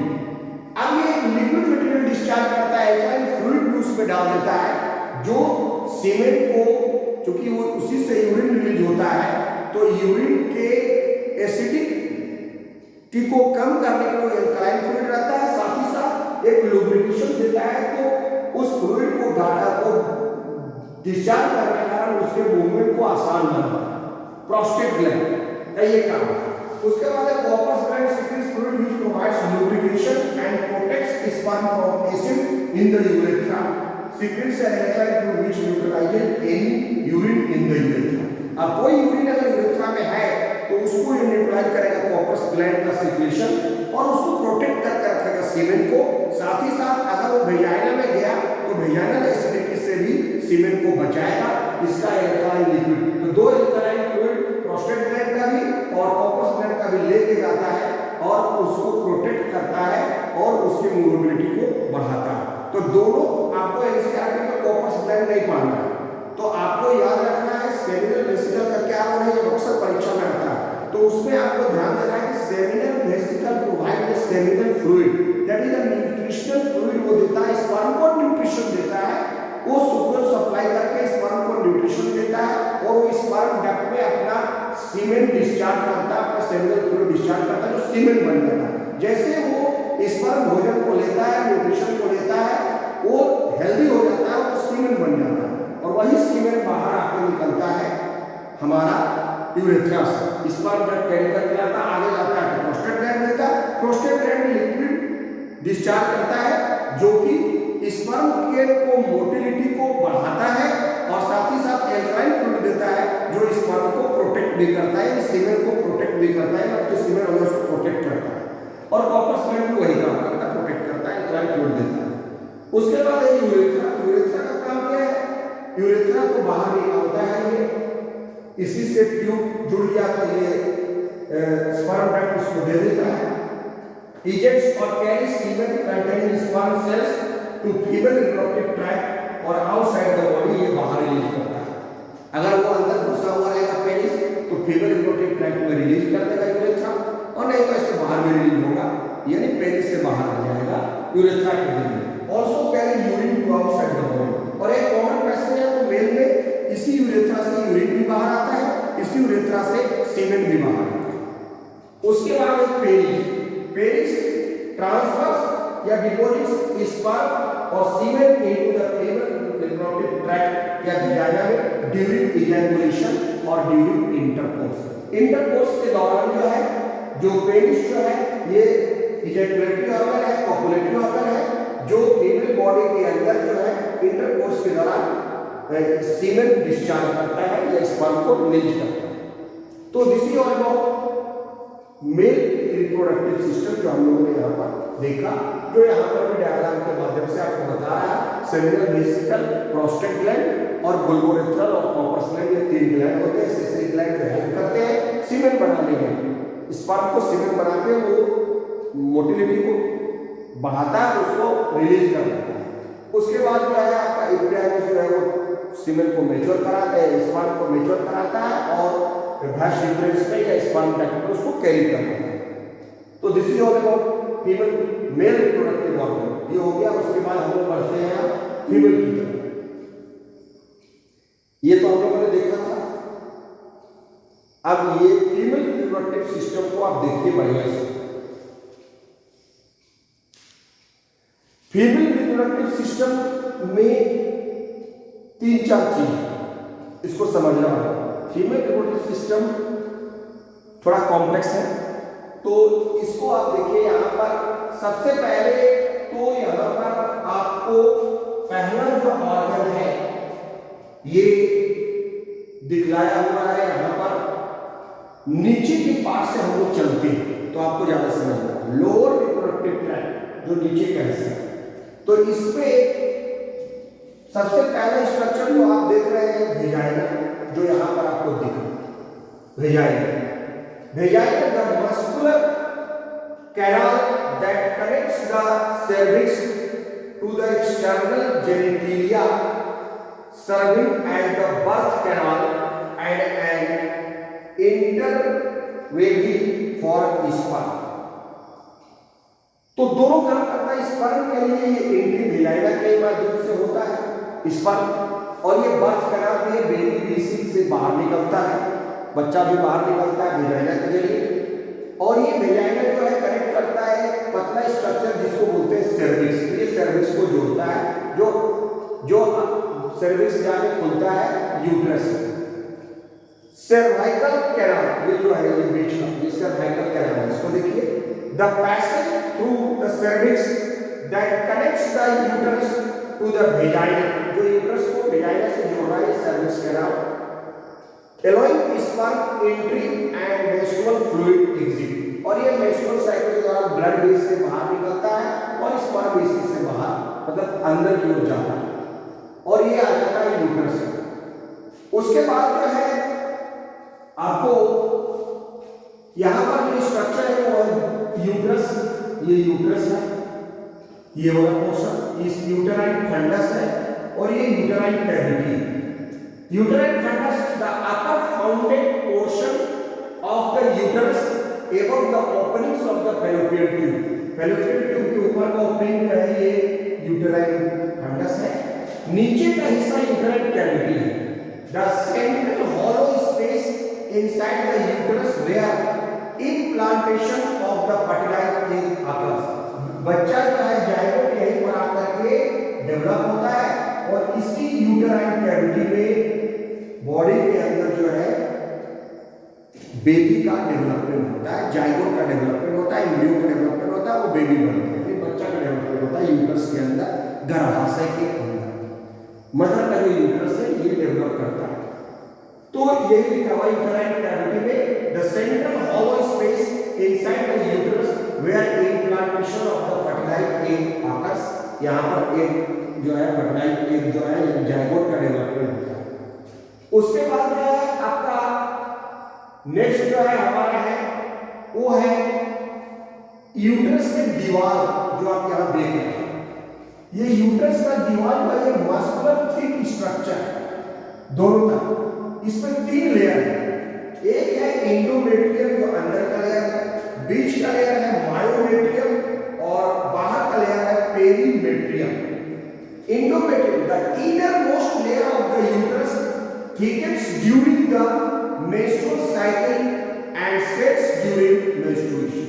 menstrual cycle के दौरान ये जो एंडोमेट्रियम है अंदर का जो लेयर है यूट्रस का वो मोटा हो जाता है, थिक हो जाता है, पूरा ब्लड इसमें भर जाता है। और जब जाइगोट नहीं बनता है तो लास्ट में मेंस्ट्रुअल फ्लो में यही दीवार ब्रेक कर जाता है, एंडोमेट्रियम का लाइनिंग टूट जाता है, रप्चर कर जाता है, और वही मेंस्ट्रुअल साइकिल फिर शुरू हो जाता है, ब्लड बाहर आता है, सर्विक्स कैनाल से होते हुए वेजाइना से बाहर रिलीज हो जाता है। तो यही लिखा है सेट्स ड्यूरिंग मेंस्ट्रुएशन। मेंस्ट्रुएशन के दौरान ये एंडोमेट्रियम का वॉल जो है थिक होता है ड्यूरिंग मेंस्ट्रुअल साइकिल में। शुरू में ये रहता है, 15 दिन के बाद वो भरा हुआ रहता है, जाइगोट नहीं बनता। आगे हम लोग देखेंगे तो वो टूट जाएगा, और टूट करके फिर ब्लड के रूप में बाहर आ जाएगा। एंडोमेट्रियम विल ब्रेक, अंदर का लेयर। उसके बाद है myometrium the middle muscular layer of the uterus responsible for contraction during labour pain. यानी जब चाइल्ड बर्थ होता है तो ये बीच का लेयर है जो फैलता है, सिकुड़ता है पेन के दौरान। जब बच्चा बाहर होने लगता है चाइल्ड बर्थ के दौरान तो लेबर पेन में मदद करता है। नेक्स्ट है आपका पेरीमेट्रियम, ये बाहर का लेयर है, outer most layer of the uterus providing structural support. ये बाहर से सपोर्ट करने के लिए पेरीमेट्रियम बाहर का लेयर होता है यूट्रस। ये 3 लेयर है। उसके बाद है फैलोपियन ट्यूब जो आप यहां देख रहे हैं, ये फैलोपियन ट्यूब ये वाला, ये बड़ा सा यहाँ पर फैलोपियन ट्यूब है। यहाँ पर ये फैलोपियन ट्यूब है जो ओवरी को पकड़े हुए है, तो ओवरी को पकड़े हुए फैलोपियन ट्यूब, इसमें 3 स्ट्रक्चर आपको दिखला रहा है। रिप्रोडक्टिव ऑर्गन जो है वो ओवरी है। द पेयर ऑर्गन्स, यहां पर आप देख रहे हैं ओवरी, ये ओवरी है, एक ओवरी है, 2 ओवरी है। The pair organs that produces egg, जो एग या ओवा बनाता है, एक महीने में एक एग प्रोड्यूस करता है, या तो ये निकाल दे या ये निकाल दे। हार्मोन्स भी ये प्रोड्यूस करता है, female sex hormone such as oestrogen and progesterone का प्रोडक्शन करता है। जैसे testis male sex hormone testosterone produce करता है, उसी तरह फीमेल सेक्स हार्मोन को एस्ट्रोजन और प्रोजेस्टेरोन को प्रोड्यूस करता है ओवरी, और साथ ही साथ एग का फॉर्मेशन भी कराता है ओवरी। उसके बाद है कि फैलोपियन ट्यूब, जिसको ओविडक्ट भी बोलते हैं, इसमें एक ऑर्गन है स्टैमस, ये वाला पतला सा, the narrowest part of the fallopian tube containing to the connected to the uterus, uterus से जुड़ा हुआ जो नैरो पार्ट है उसको हम लोग बोलते हैं आपको स्टैमस, यानी फैलोपियन ट्यूब का ये सबसे पतला वाला भाग जो आप देख रहे हैं, ये है आपका स्टैमस, ये पतला वाला भाग जो कि यूट्रस से जुड़ा है, फैलोपियन ट्यूब या ओविडक्ट, ये बता दें। उसके बाद है एम्पुला, एम्पुला ये यहाँ पर चौड़ा भाग है। The widest and longest section of the fallopian tube where fertilization usually occurs. तो आपको याद रखना, क्योंकि आपको एम्पुला नहीं पढ़ना है, लेकिन आपको याद रखना है कि where the fertilization takes place in female body, तो आपको बताना है fallopian tube यानी ओविडक्ट के अंदर होता है, इसलिए एम्पुला के पास होता है, ये वाइडेस्ट पार्ट है, यहीं पर एग रहता है और यहीं पर स्पर्म आके फ्यूज करता है। फर्टिलाइजेशन का साइट है ओविडक्ट और fallopian tube। चलिए आगे हम लोग तेजी बढ़ते हैं। इनफंडिबुलम, ये जो आगे आप देख रहे हैं, ये इनफंडिबुलम फिंगर लाइक या स्ट्रक्चर का पहले एक फनल सेट टिप क्या करता है, structure near the ovary that helps capture the release egg, ये रिलीज एग को कैप्चर करता है। जब एग यहां से ओवरी से निकलता है तो इसको ये पकड़ लेता है और ये लाके यहां इनफुला में स्थापित कर देता है, एग वहीं पर रहता है और स्पर्म का वेट करता है। इनफंडिबुलम का ये पार्ट फिंगरी आप देख रहे हैं यहाँ नीचे, finger like projections at the end of the infundibulum that guide the egg into the fallopian tube. ये फिंगर लाइक प्रोजेक्शन है जो कि एग को गाइड करता है, ओवरी जब एग बनाता है तो इसको इसमें ला लेके डाल देता है और वो इनफंडिबुलम से होते हुए एम्पुला के पास आके रुक जाता है और एक आसानी से वहां पर चला जाता है। तो ये था फैलोपियन ट्यूब यानी ओविडक्ट का स्ट्रक्चर। तो this is all about female reproductive system का स्ट्रक्चर, जो डायग्रामेटिक सिस्टम व्यू से हमने आपको समझाने का प्रयास किया, वो आपको समझ में पूरा एक स्ट्रक्चर आ गया होगा। चलिए हम लोग नेक्स्ट आगे बढ़ते हैं। फीमेल रिप्रोडक्टिव सिस्टम का यहाँ पर एक क्लियर कट कंसेप्शन आपको दिखाया गया है। यहाँ पर भी आप देख रहे हैं ये वेजाइना है, ये सर्वाइकल कैनाल है और ये सर्विक्स का जो पतला स्ट्रक्चर है, ये जो है आपका यूट्रस है, ये जो है आपका ओवरी है, ये फैलोपियन ट्यूब या ओविडक्ट है। इसी में आपने जो है एम्पुला देखा, इसी में आपने फिब्री देखा, इसमें स्टैमस देखा और ओवेरियन लिगामेंट है ये इसमें जुड़ा हुआ है और ये ओवरी फिब्री को देता है, फिब्री जाता है यहाँ पर एम्पुला में, यहाँ पर जो है एग को रखता है, ओविडक्ट देता है और ये यूट्राइन फंडस है और ये यूट्रस है। तो ये फीमेल रिप्रोडक्टिव सिस्टम का पार्ट आप समझ गए। अब यहाँ पर क्या होता है कि हमने आपको बताया कि एग जो है वो रिलीज होता है।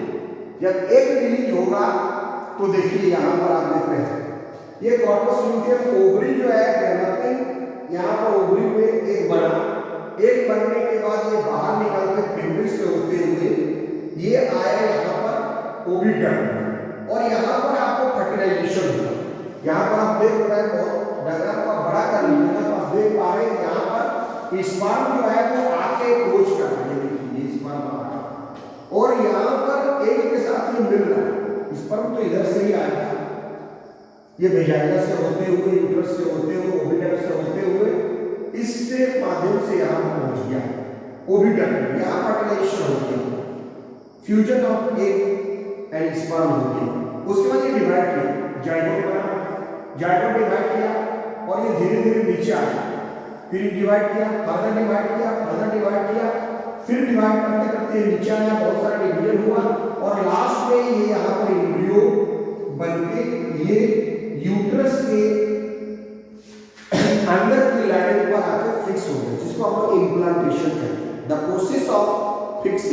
developing zygote on the inner wall of the uterus is called implantation। और ये यहाँ पर सरकते नीचे आकर के ये यूट्रस के दीवार पर फिक्स हो गया।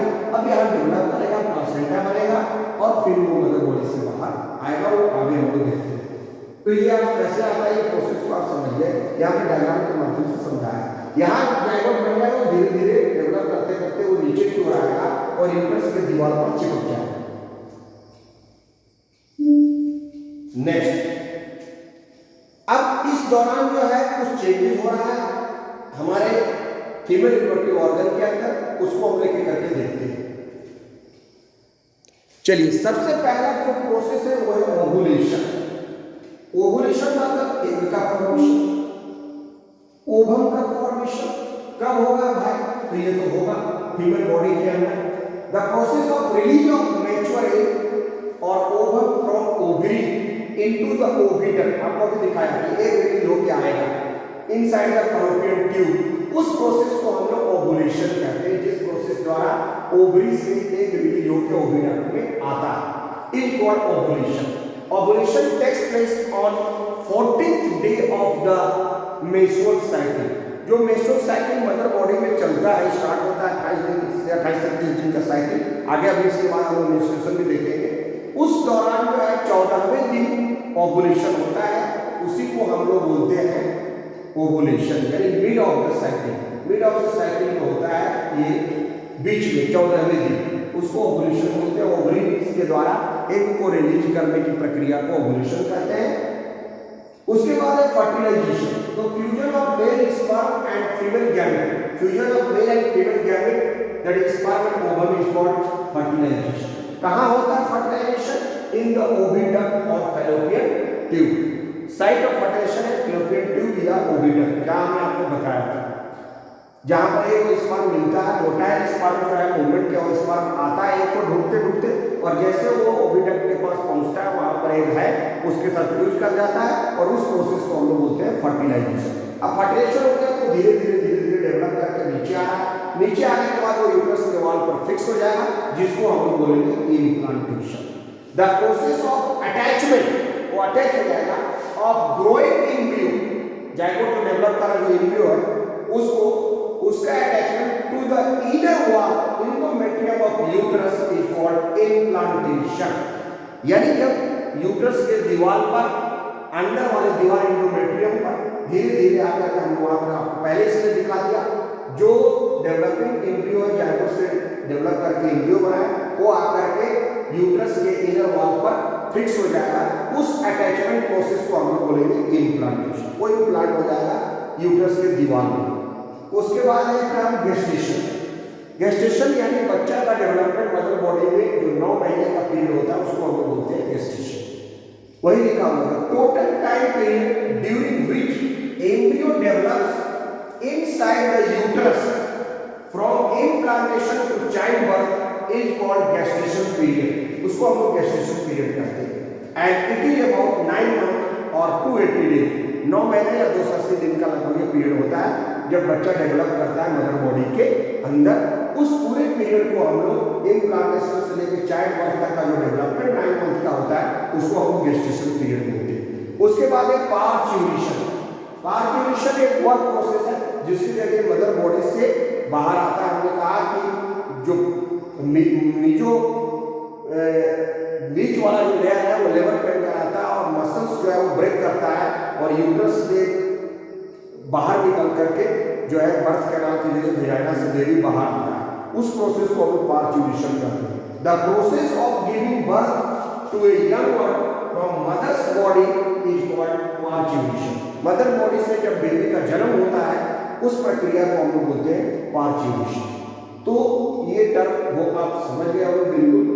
अब नेक्स्ट हम लोग देखते हैं, यहां पर आप देखिए अम्बिलिकल कॉर्ड को दिखाया गया है और प्लासेंटा को दिखाया गया है, जो कि मदर बॉडी के अंदर ये जब चाइल्ड इम्प्लांट होता है उसके बाद डेवलपिंग एम्ब्रियो के चारों तरफ एक प्रोटेक्टिंग लेयर बनता है जिसको हम लोग बोलते हैं प्लासेंटा। और ये प्लासेंटा जो होता है इसी के अंदर जो है बेबी का डेवलपमेंट होता है और ये जो उसके नाभि से जुड़ा हुआ एक ट्यूब जो है इसको हम लोग बोलते हैं अम्बिलिकल कॉर्ड। ये आगे भी आपको मिल जाएगा। चलिए हम लोग प्लासेंटा को देखते हैं। देखिए यही यहाँ पर भी अम्बिलिकल कॉर्ड को दिखाया गया। आप देख रहे हैं कि मदर बॉडी के अंदर जब बेबी जन्म लेता है तो ये ऐसे रहता है, बाहर आता है, और ये मदर बॉडी से लूथड़ा जो है ये इस तरह से ग्रो करता है। तो मदर बॉडी से इस अम्बिलिकल कॉर्ड के जरिए उसको पूरा भोजन मिलता है, उसके नाभि से जुड़ा हुआ, और माँ के ब्लड से होते हुए ये न्यूट्रिशन जाता है, इसमें पूरा भोजन जाता है, ब्लड में मिक्स होकर इसी में ऑक्सीजन भी जाता है, पूरे बॉडी में मिक्स होकर बेबी को मिलता है। और इसी के दौरान जब बेबी अपने भोजन को लेता है, खाता है, पीता है, डेवलप करता है, तो कुछ वेस्ट मटेरियल भी जनरेट करता है। उस दौरान लिक्विड के रूप में यूरिन वगैरह वो भी मदर बॉडी में ही आके मिक्स हो जाता है और वो अंदर में मदर बॉडी में छोड़ देता है। तो ये अम्बिलिकल कॉर्ड जो है, ये जो प्लासेंटा है, इसके द्वारा जो है बेबी का ग्रोथ होता है with the help of a pipe like structure that is called umbilical cord, जो कि प्लासेंटा के अंदर ही डेवलप करता है। तो आप समझ गए हो इसको। आगे हम बढ़ते हैं, प्लासेंटा को पूरा देखते हैं। अब देखिए यहाँ पर आ गया प्लासेंटा, जो हमने कहा, और ये अक्सर क्वेश्चन यहाँ से आता है, अच्छी तरह से समझ लीजिए आप। हमने पहले भी समझाया आपको placenta and its role, what is the function of placenta, ये आता है। तो हमने उसको प्लासेंटा क्या है, प्लासेंटा में क्या काम है, पूरा लिख भी दिया, यहाँ पर देख दिया है। ये देखिए ये एक प्लासेंटा डेवलप किया है जो मदर बॉडी के यूट्रस के चारों तरफ ये डेवलप करता है। जैसे डेवलपिंग एम्ब्रियो यूट्रस के अंदर वाले दीवार पर फिक्स होता है, इम्प्लांटेशन होता है, वहां डेवलपिंग एम्ब्रियो को डेवलपमेंट करने के लिए प्लासेंटा आ जाता है। और ये जो प्लासेंटा है ये एक disc shape covering of tissue है, जो disc shape covering of tissue जो बेबी को पूरा प्रोटेक्ट भी कर रहा है और इसको ग्रो करने के लिए पूरा जगह भी दे रहा है। ये क्या करता है, develops inside uterus during pregnancy. Pregnancy के दौरान जो है ये यूट्रस के चारों तरफ डेवलप करता है, यूट्राइन कैविटी में डेवलप करता है। Placenta is attached to endometrium and umbilical cord. Placenta किससे अटैच्ड है, एंडोमेट्रियम अंदर की दीवार से, और अम्बिलिकल कॉर्ड से डेवलप है। देखिए ये अंदर का दीवार जो है एंडोमेट्रियम से प्लासेंटा अटैच हो गया, और यहाँ पर जो फिंगर लाइक स्ट्रक्चर जो आप बहुत सारा देख रहे हैं, भिलाई है, जो कि भिलाई में बनाता है, which increases the surface area for the movement of the baby for the। आगे हम लोग देखते हैं मेंस्ट्रुएशन। मेंस्ट्रुएशन साइकिल जो होता है वो फीमेल बॉडी में बहुत ही इंपॉर्टेंट पार्ट होता है। जैसा हम लोगों ने पहले भी देखा कि एग का फॉर्मेशन मेंस्ट्रुअल साइकिल में ही होता है। Menstruation is a monthly process in female in which uterus sheds its lining with blood through the vagina. Vagina के जरिए जो blood निकलता है उसको हम लोग बोलते हैं menstruation. It is a cyclic process in females which occurs in every 28 to 30 days में ये। तो menstrual cycle को हमने बताया, जैसा कि आप देख रहे हैं कि ये 30 डेज का साइकिल होता है। क्लासिफिकेशन ऑफ menstrual cycle की अगर हम लोग बात करें फेजेस को, तो ये 4 फेजेस में बटा हुआ है। आप इसको अगर देखेंगे, सबसे पहला फेज जो होता है वो मेंस्ट्रुएशन का होता है, यानी मेंस्ट्रुअल साइकिल शुरू हो, जो 1 से 5 दिन का होता है।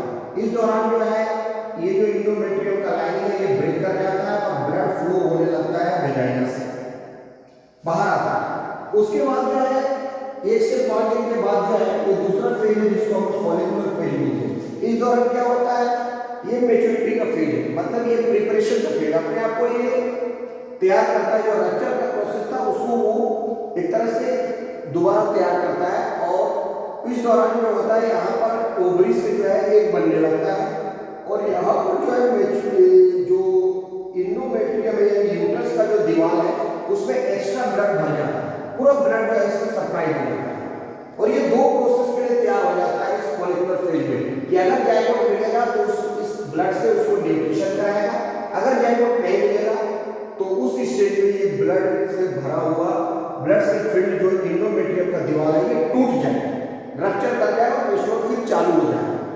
तो उसके बाद जो तीसरा स्टेज है वो है ओव्यूलेशन का। ये स्टेज जो है 6 से 14 दिन का है, बीच का फेज। उसके बाद जो है एकदम मिडिल वाला फेज जो है वो थर्ड फेज 14 से 16 दिन, जिसको हम ओव्यूलेशन बोलते हैं।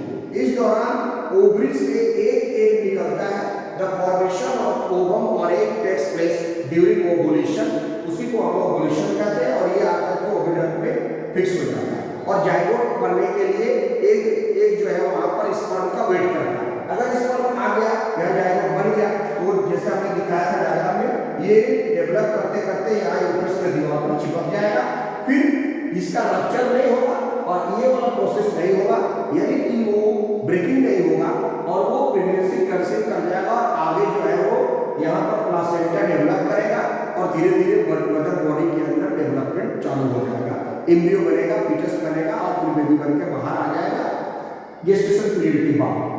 अगर ये जाइगोट नहीं बना तो मेस्ट्रुअल साइकिल आगे बढ़ेगा और ये एक जो है यहाँ पर आकर के फिक्स हो जाएगा और फोर्थ फेज ल्यूटियम फेज में 17 से 28 दिन की अवस्था पूरी होगी और 28 दिन आने पर फिर ये एंडोमेट्रियम का वॉल जो है जाइगोट नहीं बना तो यहाँ पर आपका एग भी आया, डाई किया हुआ वो भी मर जाएगा और दीवार जो यूट्रस का जो एंडोमेट्रियम का जो लाइनिंग भर गया था वो ब्रेक कर जाएगा, टूट जाएगा और ब्लड फ्लो फिर चालू हो जाएगा, कंसीव नहीं करेगा, प्रेगनेंसी नहीं शुरू होगा और फिर से साइकिल प्रोसेस स्टार्ट हो जाएगा, फिर ये फिर चलेगा, फिर यहाँ आएगा, फिर ये ओव्यूलेशन होगा, जाइगोट नहीं बनेगा, फिर ये चलते रहेगा, जाइगोट बन जाएगा तो ये रुक जाएगा। तो ये था आपका मेंस्ट्रुएशन।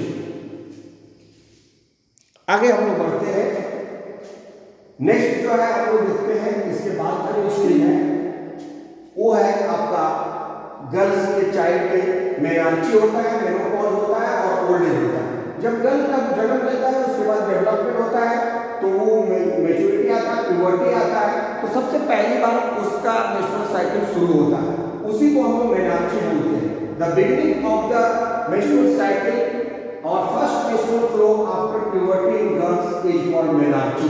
तो पहली बार जब मेंस्ट्रुअल साइकिल चालू होता है उसको हम लोग मेनार्ची कहते हैं। ये लगभग 11 से 13 वर्ष की अवस्था में फीमेल में शुरू होता है। उसके बाद है मेनोपॉज और एक स्टेज आता है जिस समय मेंस्ट्रुअल साइकिल रुक जाता है। तो the stopping of the menstrual cycle at the age of 45 to 50 years in female is called menopause और मेनोपॉज हो जाता है, यानी मेंस्ट्रुअल साइकिल रुक जाता है उसको हम मेनोपॉज बोलते हैं। ये 45 से 50 साल की अवस्था में होता है। After that no pregnancy in female, एक नहीं बनेगा तो प्रेगनेंसी भी नहीं होगा, मेंस्ट्रुअल साइकिल रुक जाएगा, उसको हम लोग मेनोपॉज बोलते हैं और फिर महिला बूढ़ी हो जाएगी। सामान्य तौर पर 50 साल की अवस्था के बाद मेंस्ट्रुअल साइकिल रुक जाता है और वो 450 बार एक बनता है एक फीमेल बॉडी के अंदर, ऐसा अंदाज है, यानी 450 बार मेंस्ट्रुअल साइकिल लगभग शुरू होता है, चलता है, उसके बाद मेनोपॉज हो जाता है और महिला फिर प्रेगनेंसी नहीं होगा, फिर उसका रिप्रोडक्टिव लाइफ खत्म हो जाता है। लेकिन मेल में लगातार चलता है, वो ताउम्र स्पर्म बना सकता है, उसका रिप्रोडक्टिव फेज ताउम्र है, तो मेल में ये बेनिफिट है। चलिए ये हो गया। उसके बाद हम लोग आते हैं sexual transmitted disease. Sexually transmitted disease जो होता है जिसको एसटीडी बोलते हैं, इंटरकोर्स के दौरान, सेक्सुअल इंटरकोर्स के दौरान कोई डिजीज भी होता है जो दो प्रकार का होता है, वायरल इन्फेक्शन से और एक बैक्टीरियल इन्फेक्शन से। वायरल इन्फेक्शन से दो बीमारी होता है जिसको हम बोलते हैं एचआईवी एड्स और एक genetic virus.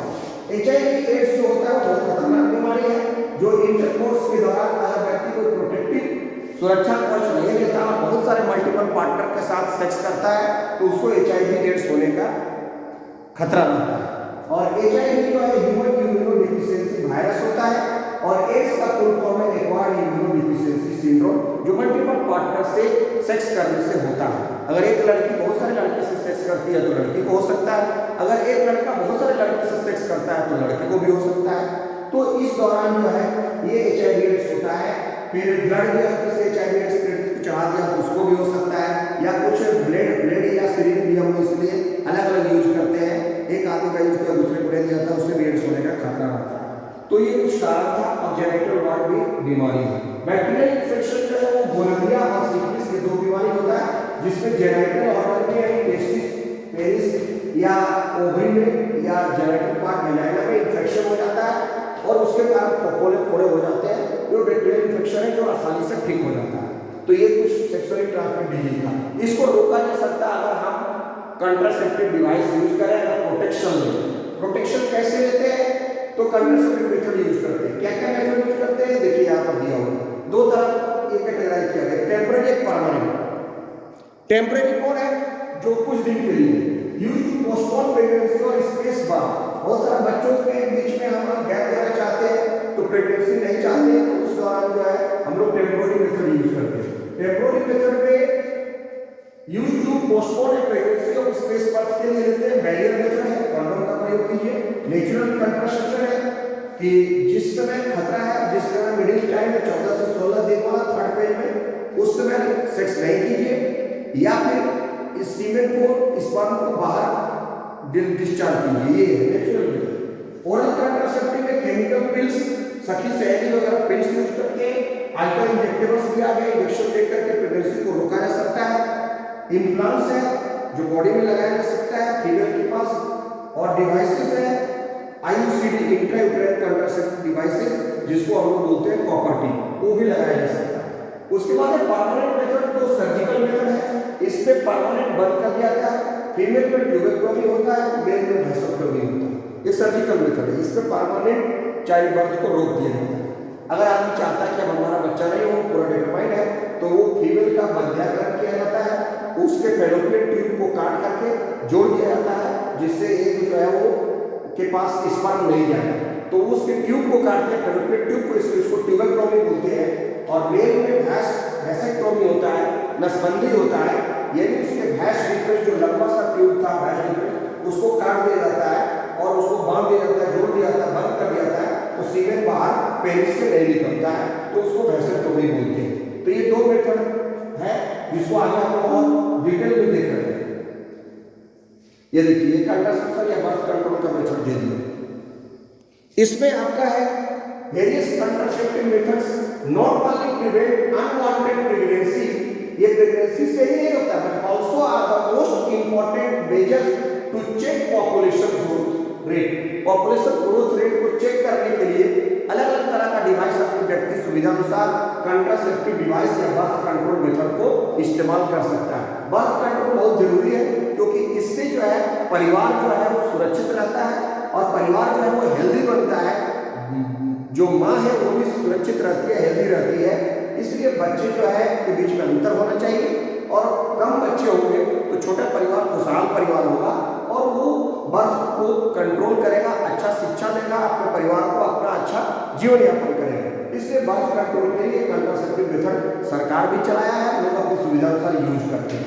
What is an ideal contraceptive, क्या होना चाहिए, लोग किसको यूज करेंगे, यूजर फ्रेंडली हो, आसानी से हो जाए, जो वैसा आपको डिवाइस यूज करेंगे तो उसमें आपको यूजर फ्रेंडली होना चाहिए, इजीली अवेलेबल, साइड में कॉन्डोम वगैरह आसानी से मिल जाता है, इफेक्टिव होना चाहिए, ऐसा नहीं कि भाई वो काम नहीं करेगा तो, नो और लिस्ट साइड इफेक्ट, उसका साइड इफेक्ट बहुत कम होना चाहिए। उसके बाद रिवर्सिबल हो, मतलब हम उसको यूज जब चाहे तब करें, जब नहीं चाहे तब नहीं करना पड़ेगा, चाइल्ड बर्थ कराना है तो छोड़ देंगे। No interference with sexual drive, desire and sexual act. और सबसे इंपॉर्टेंट बात यहाँ पर ये भी होना चाहिए, अगर कोई कंट्रासेप्टिव डिवाइस यूज करता है उसके सेक्सुअल ड्राइव पर, उसके सेक्सुअल लाइफ पर, उसके सेक्सुअल इच्छा पर या उसके सेक्सुअल एक्ट पर कोई प्रभाव ना पड़े, वो अच्छा से सेक्स का भी इंजॉय करे और बर्थ भी कंट्रोल करे और हेल्दी लाइफ इंजॉय करे। तो ये होता है कंट्रासेप्टिव मेथड यूज करने का बेनिफिट। अब कॉमन कंट्रासेप्टिव मेथड क्या है, तो सबसे पहले है नेचुरल एंड ट्रेडिशनल मेथड। तो नेचुरल एंड ट्रेडिशनल मेथड में है avoid chance of ovum and sperm को मीटिंग को रोकना। इसके लिए आदमी पीरियोडिक एब्सेंटिंग करता है, मतलब बीच के पीरियड में सेक्स नहीं करता। दूसरा है विड्रॉल, और अपने कोइटस इंटरप्शन के दौरान, सेक्सुअल इंटरकोर्स के दौरान स्पर्म को बाहर इजैकुलेट कर देता है, तो एक से मिलेगा नहीं। तो ये नेचुरल प्रोसेस या ट्रेडिशनल जो पहले लोग अपनाते थे क्योंकि पहले साधन नहीं था तो ये करते थे। उसके बाद है आपका जो दूसरा मेथड है वो है बैरियर मेथड। बैरियर मेथड में हम लोग कॉन्डोम यूज करते हैं, सर्विक्स के ऊपर वेजाइना के मेल कॉन्डोम होता है या डायफ्राम होता है, फीमेल के द्वारा वेजाइना में लगाया जाता है। तो इसके जरिए जो है आप बैरियर पैदा करना, एक और स्पर्म को नहीं मिलने देना। Prevention of ovum sperm from meeting using condoms, diaphragm, cervical caps and halls, ये यूज होते हैं बैरियर मेथड। उसके बाद है आपका injectable ICS made up of progestational compounds, administration through deep intramuscular injection preferably जो है दिया जाता है, इंजेक्शन के जरिए भी रोका जा सकता है। इसके बाद है कॉपर टी। ये जो copper IOD intra uterine contraceptive device, copper T अब सर्विक्स में फिट किया जाता है, जिसके जरिए जो है जो आईओडी जो है ये प्रेगनेंसी को रोकता है, लेकिन ये एड्स की बीमारी से नहीं रोकता है। ये एड्स से कॉपर टी लगाने से व्यक्ति को नहीं रोकता है। तो ये था आपका आईयूसीडी कॉन्ट्रासेप्टिव डिवाइस।